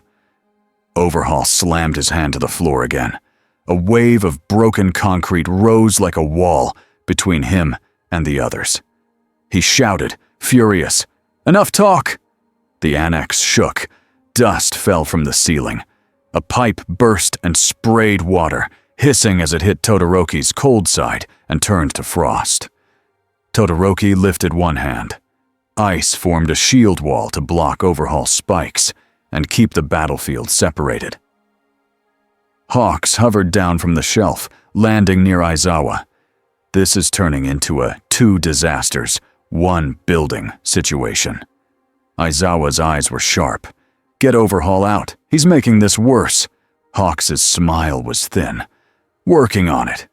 Izuku snapped his black whip out, dark tendrils lashing around a fallen beam to swing him to a safer angle.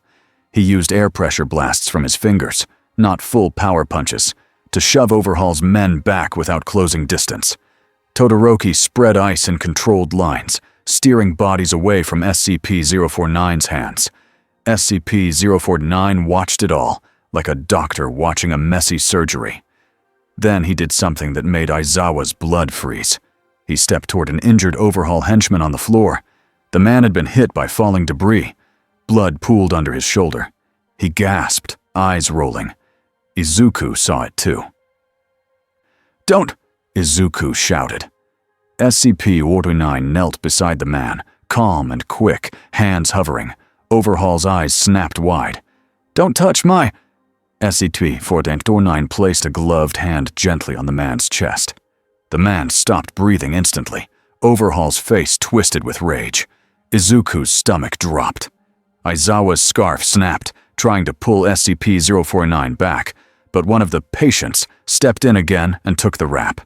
SCP-049 did not even look up. He pulled out a tool from his bag. He had it, his scalpel, his needle. He began the procedure like it was routine. Izuku's throat tightened. "You just killed him." SCP-049's voice was calm. "He was dying." "We could have saved him!" Izuku shouted. SCP-049 did not stop stitching. "You could have delayed his loss. I can restore function." Todoroki's eyes widened slightly, and for once his calm cracked. "That's not saving." SCP-049 finished a stitch and looked up at Izuku. "Officer Midoriya," he said, "your world worships a fragile idea called normal. But normal is simply untreated illness." Izuku's hands shook. "He didn't agree to this." SCP-049 tilted his head. "Patients do not always understand what is best." That sentence hit Izuku like a slap, because it sounded like every excuse a villain ever gave. SCP-049 pressed a needle. The dead man's fingers twitched. Overhaul screamed and lunged forward, not thinking, rage taking his control. He reached toward SCP-049 with one bare hand. Aizawa's heart jumped. If Overhaul touches him, Overhaul can kill him. If SCP-049 touches Overhaul. Todoroki reacted first. A thick ice wall erupted between them with a violent crack, stopping Overhaul's charge with inches to spare. Overhaul slammed his palm against the ice and reshaped the floor instead, spikes bursting around the wall in fury. Hawks's feathers pinned Overhaul's sleeve to the wall, yanking him off balance. Aizawa used that moment. His scarf snapped out and wrapped Overhaul's wrist and elbow, locking his arm tight. "Enough," Aizawa growled. "You're not touching anyone." Overhaul snarled, eyes wild. "He's desecrating them." Izuku stared at the revived body. The henchman stood, stiff, eyes empty, mouth slack. Not alive, not gone. Something in between. A patient. Izuku felt something twist in his chest. Anger, fear, and a thin thread of sadness. SCP-049 stood and smoothed his gloves. "There," he said, satisfied. "Stabilized." The patient turned toward SCP-049 and stood still, waiting for the next command. Overhaul shook with rage. "You're disgusting." SCP-049's voice stayed calm. "You are emotional." Overhaul snapped. "I'm clean." SCP-049 tilted his head. "You are contaminated by obsession." Hawks muttered. "Pot." "Kettle." A new sound rose outside the annex. Sirens. Many. Heroes were closing in. Endeavor's voice boomed from outside, angry and loud. "Open the door!" Aizawa's eyes flicked to the exit routes. Good. Back up. But SCP-049 was already planning to. He looked at the door, then at his papers. Then he did something strangely careful. He picked up one stack of forms and tucked them into his coat, like they were important evidence. He looked at Izuku again. "Officer Midoriya," he said, "you have potential." Izuku's chest tightened. "Stop saying that." SCP-049's tone stayed calm. "You will learn. Suffering will teach you." Izuku's voice shook, but he kept it clear. "No, I will learn without becoming you." For a moment, SCP-049 was silent. Then he nodded once, like a doctor acknowledging a stubborn patient. "As you wish," he said. He lifted his hand slightly. His patience moved, not rushing at heroes to kill, rushing to block paths. They formed a stiff wall between SCP-049 and the exits, buying him time. Aizawa pulled his scarf tight, trying to yank one patient aside. The body slid, but did not care about pain. Another stepped in. Todoroki spread ice in a wide sheet, freezing the floor under the patients to slow their movement. Hawks' feathers hooked collars and belts, pulling bodies off balance without cutting. Izuku snapped Black Whip out and grabbed SCP-049's coat him from a distance. He felt the tug connect. Yes, he thought. Got him. SCP-049 did not panic. He simply reached into his coat, pulled out a small glass vial, and tossed it at the floor. It shattered. A thick white mist burst up, not smoke, not fire, but something like disinfectant fog. It stung eyes. It blurred cameras. It made everyone cough. Todoroki swore under his breath. Hawks' feathers fluttered, trying to push air through it. Izuku coughed and tightened his Black Whip hold. Then his grip slipped. Not because SCP-049 was stronger, because SCP-049 cut his own coat. With one clean slice, he let the coat tear free and stepped out of it like shedding skin. Izuku stared, shocked. Under the coat, SCP-049 wore another layer. Dark, tight, practical. He moved through the fog toward a side exit. Aizawa lunged, scarf snapping. But the fog made distance hard to judge for 1 second. 1 second was enough. SCP-049 slipped through the side door. Hawk shot after him, fast, but held back just enough to avoid close contact. "Don't touch him!" Hawk shouted into the comm. "Repeat! Don't touch him!" Outside, Endeavor's flames roared as he blasted the fog from the annex entrance. He saw the patients stumbling out, stiff and slow. He saw Todoroki's ice holding them back. He saw Aizawa sprinting toward the side alley. And he saw one figure in black moving into the city's shadows. Endeavor snarled. "He's running!" Aizawa's voice came through tight. "He's not running!" He was right. SCP-049 did not look like someone fleeing fear. He looked like someone relocating a clinic. By midnight, reports came in from across Musutafu. A man in a plague mask had been seen near an abandoned subway entrance, near a closed clinic, near a back alley behind a pharmacy, always near places that smelled like medicine, always near places where people suffered in silence, and always there were whispers afterward. He asked me to sit still. He said I looked sick. He offered a form. He said the city was infected. Heroes spread out, hunting. But hunting a man who walked calmly, who hid behind panicked crowds, who used stiff patience as moving walls. That was different than hunting a normal villain. Aizawa stood on a rooftop and watched the city lights. His scarf fluttered in the cold wind. Hawks landed beside him, quiet for once. "He's not trying to take over," Hawks said softly. "He's trying to operate." Aizawa's voice was tired. That might be worse. Below them, an ambulance screamed past, and somewhere in the city, SCP-049 wrote more notes in his stolen forms. Neat as school homework. "Clinic established," he murmured to himself. "Treatment will continue. Resistance remains high. Pestilence remains widespread."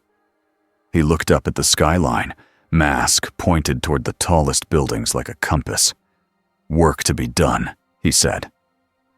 Musutafu had faced monsters before, but this time the monster wore gloves, spoke politely, and kept records, and the whole world was watching to see if the heroes would stop him, or start asking him for help.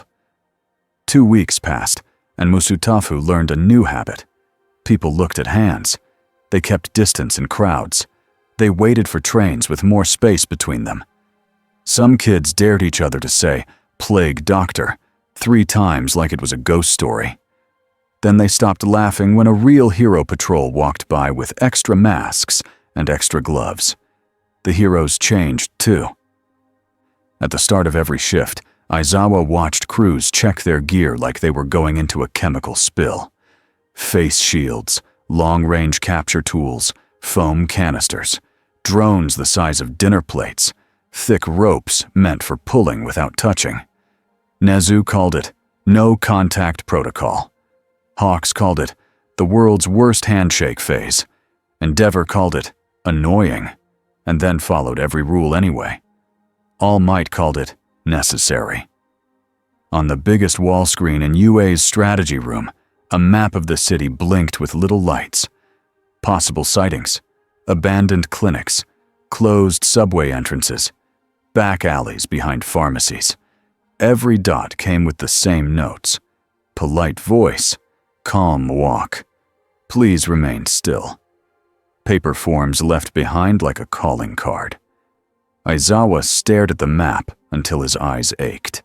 He hated this kind of threat. A villain who roared and threw punches was simple. You could predict it. You could plan around strength.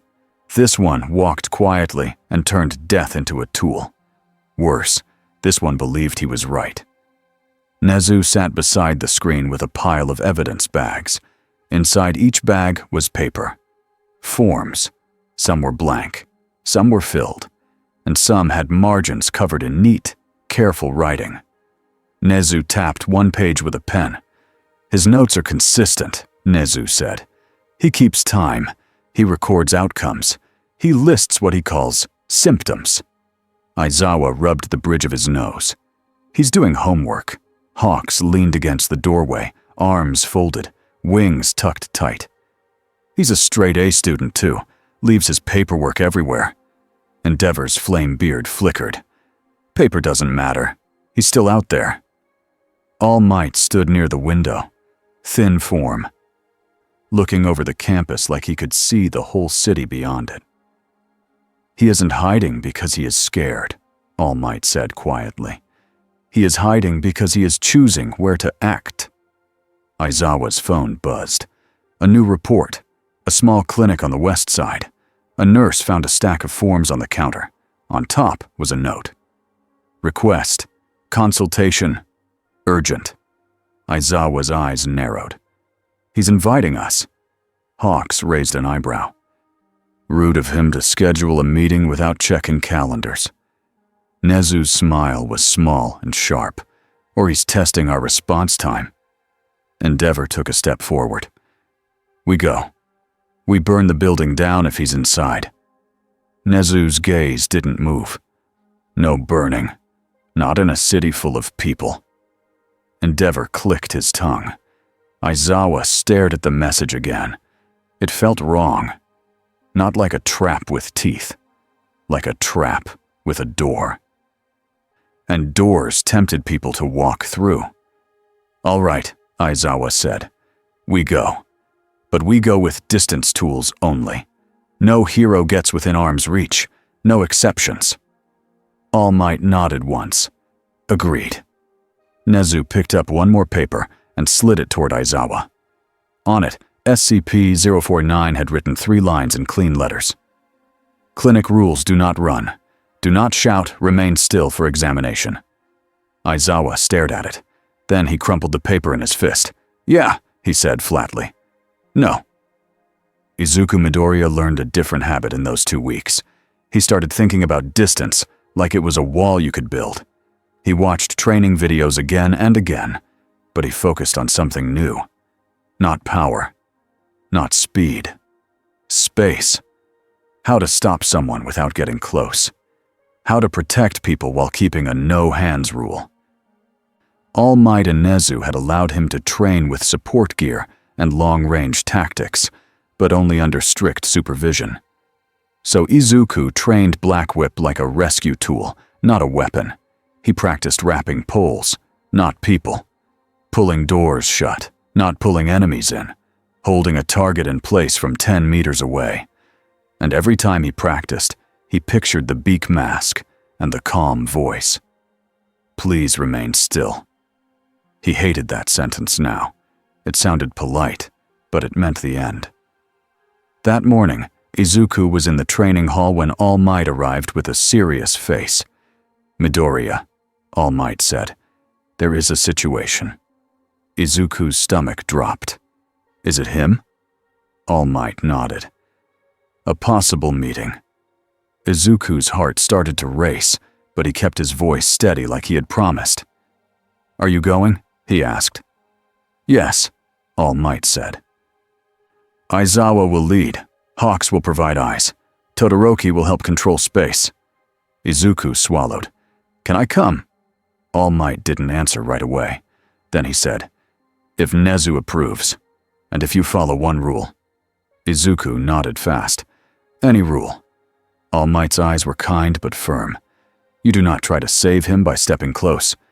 Izuku felt heat in his cheeks. "I won't." All Might held his gaze. "Say it." Izuku took a breath. "I will not step close." All Might nodded once. "Good. Then your role is simple." "What is it?" Izuku asked. All Might's voice was quiet. "Be a voice, not a hand." Izuku's chest tightened. He understood. Sometimes your words were the only safe bridge, and bridges mattered. The clinic was small and almost empty. Its front sign still hung above the door, but the windows were dusty. The inside smelled like old cleaning spray and stale air. Aizawa did not go in first. A drone went in first. It buzzed through the doorway, camera eye scanning corners. Hawks watched the feed on a wrist screen. "No bodies," Hawks murmured. "No patients in the waiting room." Todoroki stood beside Aizawa, face calm, ready to ice the ground the moment anything moved. All Might stood back, one step behind the others, weight centered, prepared to move fast without getting close. Izuku stood behind a second line, hands tense, black whip ready. Aizawa signaled, "Go." They entered in a spread formation, keeping distance between each other too, because a crowd made a perfect trap. The clinic's back door was open. A narrow hallway led to a small exam room. Inside, on the exam table, sat a stack of forms. Neat, clean, almost respectful. No sign of the plague doctor. Aizawa stepped just far enough to see the room fully. Then he stopped. On the wall behind the exam table, someone had pinned a single page like a notice. It was written in the same neat style. "The pestilence grows. You will need me." Hawks whistled softly. Confident. Nezu's voice came through Aizawa's earpiece. Nezu was at UA, coordinating, watching feeds. "This is not a meeting," Nezu said. "This is a message." Aizawa stared at the paper. Then the clinic lights flickered. Aizawa's body went tight. Todoroki's breath went cold. Hawks's feathers lifted slightly, ready. On Hawks's wrist screen, the drone feed cut for half a second. When it returned, a new figure stood at the end of the hallway outside the back door. Not SCP-049, a man in a plain suit, face hidden by a simple mask. He held a small device like a remote. Hawks's voice sharpened. "Unknown contact. He's holding something." Aizawa took one step back, pulling everyone with him. "Out. Now." They moved fast, but not panicked, because panic made mistakes. They were halfway through the main room when the device clicked. A thick mist poured into the clinic through vents near the ceiling. Not smoke from fire, not green poison like a cartoon. Just a white, clean-looking fog that spread fast and stole air. Aizawa's eyes widened. Masks! They already had them. They snapped filters on. Izuku's heart hammered. Gas again. Todoroki slammed his palm down and sent a cold wave across the floor, freezing the bottom layer of fog where it touched the ground, slowing its spread just a little. All Might grabbed a heavy cabinet and shoved it against the clinic door to block the fog from pushing out into the street. Hawks's feathers shot out through a cracked window, slicing away vent covers outside. "Find the source," Hawks snapped. The suited man ran. Hawks launched after him. Aizawa didn't chase. He kept his focus on the bigger problem. Gas was a distraction. Distractions meant something else was happening. Nezu's voice came tight through the earpiece. "Multiple signals just lit up. 3 locations, all within 5 minutes of you." Aizawa's stomach dropped. "They're hurting us." All Might's voice was steady. Then we choose our ground. Todoroki's eyes narrowed. Where? Nezu answered quickly. Old research annex, same one from before. Aizawa's blood went cold. He's going back. Nezu's voice stayed sharp. Or someone wants us to think he is. Aizawa looked around at the fog and the pinned message. You will need me. It wasn't only SCP-049's voice. It was a plan designed to force heroes into one choice. Let people die without him. Or use him. Aizawa hated that. All units, Nezu said through the channel. Annex is priority. Avoid civilian areas. Move now. They left the clinic, sealed the door behind them, and moved like a storm line through back streets.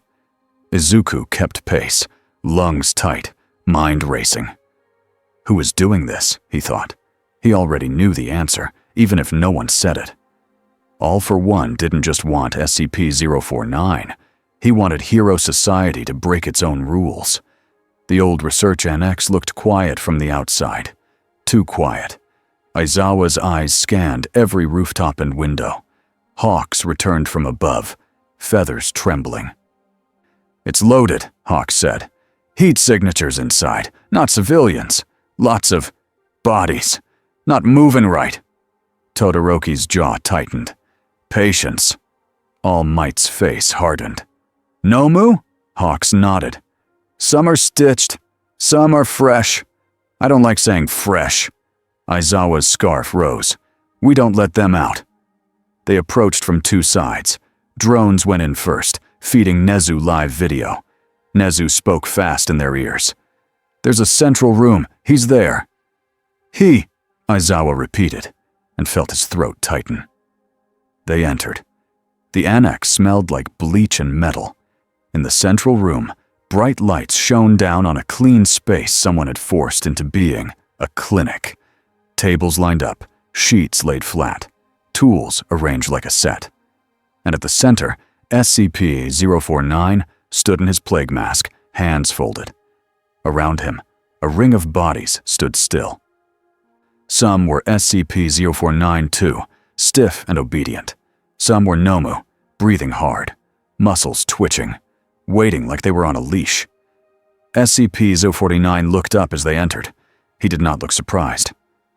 Officers, he said calmly. You arrived promptly. Izuku's stomach twisted. The calm voice made everything worse. Aizawa's voice was flat. Step away from the bodies. SCP-049 tilted his head. They are patients. Todoroki spread ice in a thin line across the floor between SCP-049 and the door, a boundary. Hawks's feathers hovered in a wide net pattern, ready to pin without touching.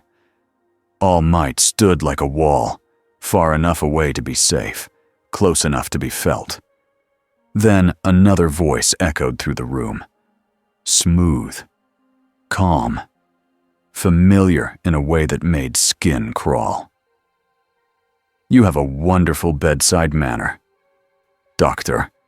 The voice came from a speaker mounted on the wall. Izuku's blood turned cold. All for One. SCP-049 turned his mask slightly toward the speaker. You are the one orchestrating this. All for One chuckled softly. Orchestrating is such an ugly word. I prefer providing resources. Aizawa's eyes narrowed. He's not here. All for One's voice stayed calm. Not in person. I am not foolish. Hawks muttered. For once. All for One ignored him. Doctor, you seek tools, a clean facility, and the ability to work without interruption. SCP-049's posture stayed steady. Correct. I can give you all of it, All for One said. A permanent clinic, sterile rooms, equipment, and as many patients as you desire. Izuku's heart pounded. This is it, he thought. The offer. SCP-049 was silent for a beat. Then he spoke, voice calm but colder. You offer bodies as if they are currency, SCP-49 said. That is not medicine. That is indulgence. All for One's voice stayed smooth. Everything is currency, even hope. SCP-049's head tilted. You are not ill in the way they are. All for One chuckled. Oh? You are the pestilence, SCP-049 said simply. The room went still. Even Endeavor, who had just arrived at the doorway with flames low, paused. All for One's voice did not change, but something sharper slid underneath it. Interesting, he said. Then you understand how serious this is. SCP-049's calm did not break. I will not serve you. All for One sighed, like a disappointed sponsor. Then you will serve the situation. A click sounded through the speaker system, and the Nomu moved, not at the heroes, at the doors, at the exits, blocking, hurting. Aizawa's eyes widened. They're trying to trap us inside. Todoroki slammed ice up the walls, creating sealed corridors and funneling the Nomu into a single lane. Hawk's feathers snapped out, pinning limbs, pulling bodies away from the main line. Endeavor's flames roared, but controlled, forming heat barriers that kept Nomu from pushing through. All Might launched forward with a shockwave punch, not touching anyone, but blasting air hard enough to throw 3 Nomu back into the far wall. Concrete cracked. Dust fell. SCP-049 stood in the center of it all, like he was watching a hospital emergency. Then he moved. Not rushing. Choosing. He stepped toward a Nomu that broke free of Hawks' feathers and charged straight at Izuku's line.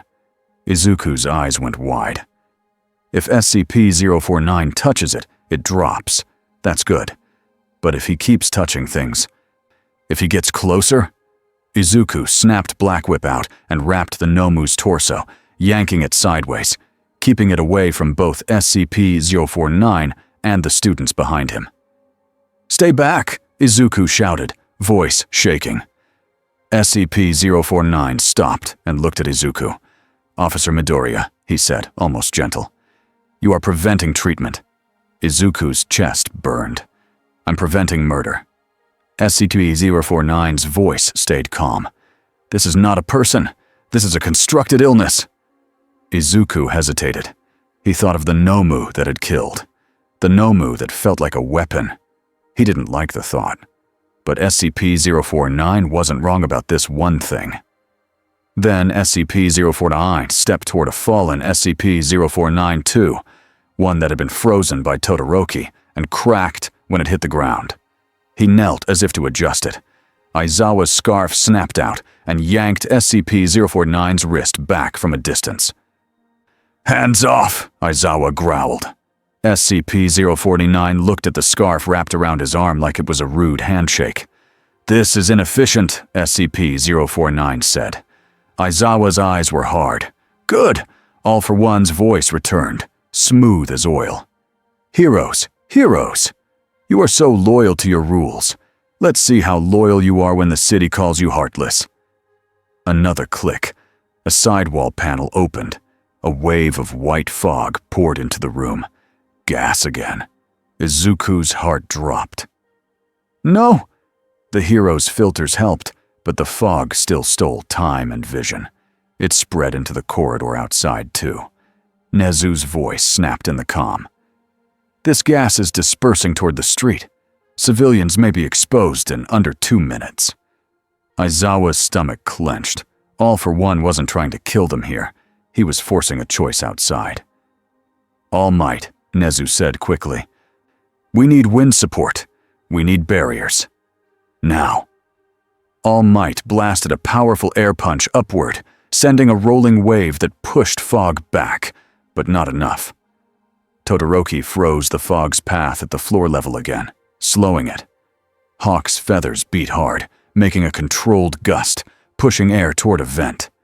Endeavor flared hotter and used heat to lift airflow upward, trying to pull fog toward broken ceiling vents. They were fighting the air. And in the middle of it, SCP-049 watched the fog like a doctor watching fever. This is artificial, SCP-049 said, voice calm. Not pestilence. A mimic. Izuku stared. You can tell? SCP-049 turned to him. Yes. All for One's voice cut in, amused. Doctor, you can help. Touch the right patients. Restore order. Prove your value. SCP-049's posture straightened. He took one step toward the fog source panel. Aizawa tightened the scarf. Don't. SCP-049 did not argue. He spoke like he was giving a report. The gas is the weapon, SCP-049 said. Not the bodies. He pointed at the panel with one gloved hand, staying in place. That is your disease vector. Hawk's eyes sharpened. He's giving us the target. Nezu's voice came fast. Copy. Hawks, can you reach that panel without contact? Already? Hawks replied. His feathers shot out, slicing wires, yanking the panel shut from a distance. A second set of feathers wrapped the fog canister and pulled it into a sealed metal case a hero had brought for chemicals. The fog slowed. It didn't stop fully, but it stopped spreading fast. Outside, a hero patrol team sealed the street and pushed civilians back. The choice All for One wanted didn't happen. Not this time. All for One's voice turned colder. Impressive. SCP-049's head tilted slightly. You see, they can treat without me. All for One paused, then chuckled again. You are stubborn. Correct, SCP-049 said. And yet, All for One said softly, you are still surrounded. That was true. The Nomu kept coming. Not to kill, but to pressure. Aizawa realized something sharp and clear. All for One was not trying to free SCP-049. He was trying to force SCP-049 to act in public again, to make heroes look weak, to make the city beg for the plague doctor, to make the next step easier. Aizawa's voice snapped. We end this now. Nezu, execute the clamp plan. Nezu's voice was calm in his ear. Understood.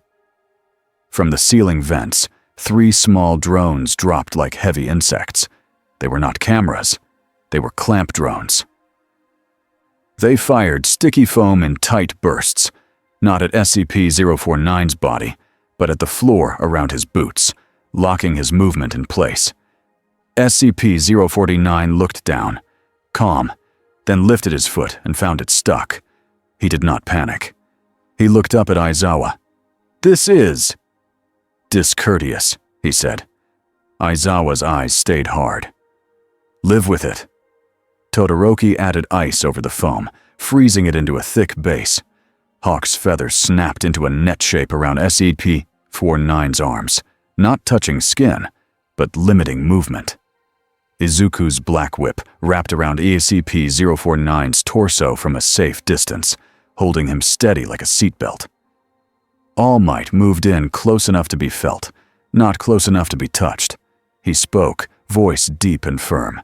Doctor, All Might said, this ends now. SCP-049 looked at him, calm.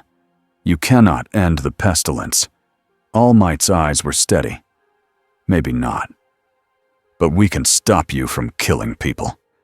SCP-049's mask tilted. You still misunderstand. Aizawa pulled the scarf tighter, not choking, just controlling. Then Endeavor stepped forward, heat low, eyes burning. If you move one finger, Endeavor said, I will melt this whole room around you. SCP-049 did not flinch. Fire is messy. Endeavor's eye twitched. Hawks let out a short, humorless laugh. He's really committed to clean. All for One's voice spoke once more through the speaker, quieter now. So, he said, you choose containment. Nezu's voice came through the comm, sharp and final. We choose protection. All for One sighed. Then I will wait. Fear grows with time. The speaker crackled, then went dead. The Nomu, as if losing a guiding hand, hesitated. All Might used that moment. One shockwave, clean, controlled. The remaining Nomu were blasted back and pinned under collapsed debris and frozen walls. The room grew quiet except for distant sirens and the soft hum of drones. SCP-049 stood trapped in foam and feathers and black whip, still calm. Aizawa stared at him, breathing hard behind his mask. "We're moving you," Aizawa said, "to a place you cannot walk out of." SCP-049's voice was calm. "You will build higher walls. The pestilence will still seep through." Nezu's voice came in the calm like a knife wrapped in silk. "Then we will also build better people." SCP-049 was silent, just for a moment. Then he spoke, quieter. "Perhaps," he said. "That is your treatment." Aizawa didn't answer. He didn't know if that was respect or another kind of warning. He only knew one thing. They had him. And the whole world would now argue what to do with him. The place Nezu built wasn't Tartarus. The Commission hated that. But Nezu used the one advantage he had: speed. UA workers and support companies built a clinic pod in 10 days. A sealed unit inside a sealed unit. Transparent walls, remote controls, multiple emergency seals. A floor that could lock a person's boots in foam and ice in seconds. No one entered it. Not ever. It was clean, sterile, and controlled. SCP-049 looked around the pod the first time they moved him there. He did not shout. He did not bang on the walls. He nodded once. "Acceptable," he said. Nezu stood behind the control barrier and spoke through the speaker. "You will not touch anyone," Nezu said. "You will not receive bodies. You will not restore anyone. You will answer questions. You will write your notes." SCP-049's mask tilted. "You deny treatment." "We deny murder," Nezu corrected. SCP-049 was still for a beat. Then he said, "I will comply. For now." Aizawa's eyes narrowed. "For now." SCP-049's voice stayed calm. "I record outcomes. Cooperation is an outcome." Hawks muttered. "That's the creepiest way to agree I've ever heard." All Might stood nearby, arms folded, watching the doctor through the clear barrier. "Doctor," All Might said, "you will learn our rules." SCP-49's mask turned to him. "And you will learn mine." All Might's eyes stayed steady. "We will see." Izuku waited until the others stepped back. Then Nezu nodded once, allowing one final conversation. Izuku stepped up to the speaker, heart pounding. SCP-049 looked at him at once. "Officer Midoriya," he said. Izuku took a breath. "I'm not your officer. I'm not your patient." SCP-049 tilted his head. "You are both in different ways." Izuku forced his voice to stay calm and simple. "You helped us today. You pointed out the gas source." SCP-049's voice stayed neutral. "It was not pestilence. It was imitation." Izuku nodded. "You can tell the difference." "Yes." Izuku swallowed. "Then do that. Help us stop the real threats without killing people." SCP-049 was silent. Izuku pressed on. "If you really want to cure the city, then start by not adding more fear." SCP-049's mask stayed aimed at Izuku like a compass. "You believe fear is the enemy," SCP-049 said. Izuku's fists clenched. "Fear is normal. People can be scared and still be good." SCP-049's voice was soft. "And some are scared and become cruel." Izuku nodded. "Yes, that's why heroes exist. Not to erase fear, to guide it." For a long moment, SCP-049 did not move. Then he spoke. Quieter than before. "You are unusually resolved," he said. Izuku's throat tightened. "I have to be." SCP-049's voice stayed calm. "Very well, Officer Midoriya." Izuku flinched at the title, but let it slide. "I will observe," SCP-049 continued. "I will record. I will advise when I can." Izuku's eyes widened. "You'll actually help?" SCP-049's mask tilted slightly. "Do not confuse cooperation with surrender." Izuku swallowed. "Fine. I won't." SCP-049's voice turned almost gentle again, the way it had in the annex. Be careful, he said. The one behind the speaker is not merely sick, he is spreading illness on purpose. Izuku's face hardened. All for one. Yes, SCP-049 said. A deliberate pestilence. Izuku took a shaky breath. Then he said the thing he needed to say, even if it hurt. If you touch a civilian again, Izuku said. Voice firm. We will stop you, even if you call it treatment. SCP-049 did not argue. He simply nodded once. As you wish, he said. Izuku stepped back. His heart still pounded, but something had changed. Not trust, not peace, but a new kind of line, a boundary that both sides could see. Outside the pod, Nezu watched the monitors and wrote a new protocol title on a clipboard. Anomaly consultation only. No contact. No exceptions. Aizawa read it and felt the smallest bit of relief. Not because the danger was gone, because they had built a rule strong enough to hold against fear. For now, the city stayed tense, but it breathed again. Not fully. Not like before. But it breathed. People learned the facts. The plague doctor was contained. He was not roaming the streets. The zombie rumors faded into smaller whispers, then into jokes that people told to hide their nerves. Heroes changed their patrol patterns. Hospitals increased security. The Commission pushed for more control, and Nezu pushed back harder than anyone expected from a small animal principle. Aizawa returned to night patrol with new gear and new exhaustion. Hawks kept flying with extra caution, feathers ready to grab and pull, never to touch. Endeavor trained for long-range bursts, learning patience he hated. All Might spent more time in meetings than fights, because sometimes the strongest punch in a crisis was a calm rule. Izuku trained every day, not to touch, to hold distance, to rescue, to speak when needed. And inside the clinic pod, SCP-049 made his own routine. He requested forms again. Nezu gave him safe ones. He wrote notes in neat stacks. He asked questions through the speaker, about quirks, about hero society, about crime patterns, about fear. And when Nezu asked him questions, SCP-049 answered with the same calm certainty as always. Sometimes he said something chilling. Sometimes he said something that sounded almost wise. And always, he ended the day the same way. Hands folded, head slightly bowed, as if the pod was not a prison, as if it was a clinic waiting room. On a quiet evening, when the campus lights were low and the training grounds were empty, Izuku walked past the clinic pod's control room. He did not go inside. He did not press the speaker button.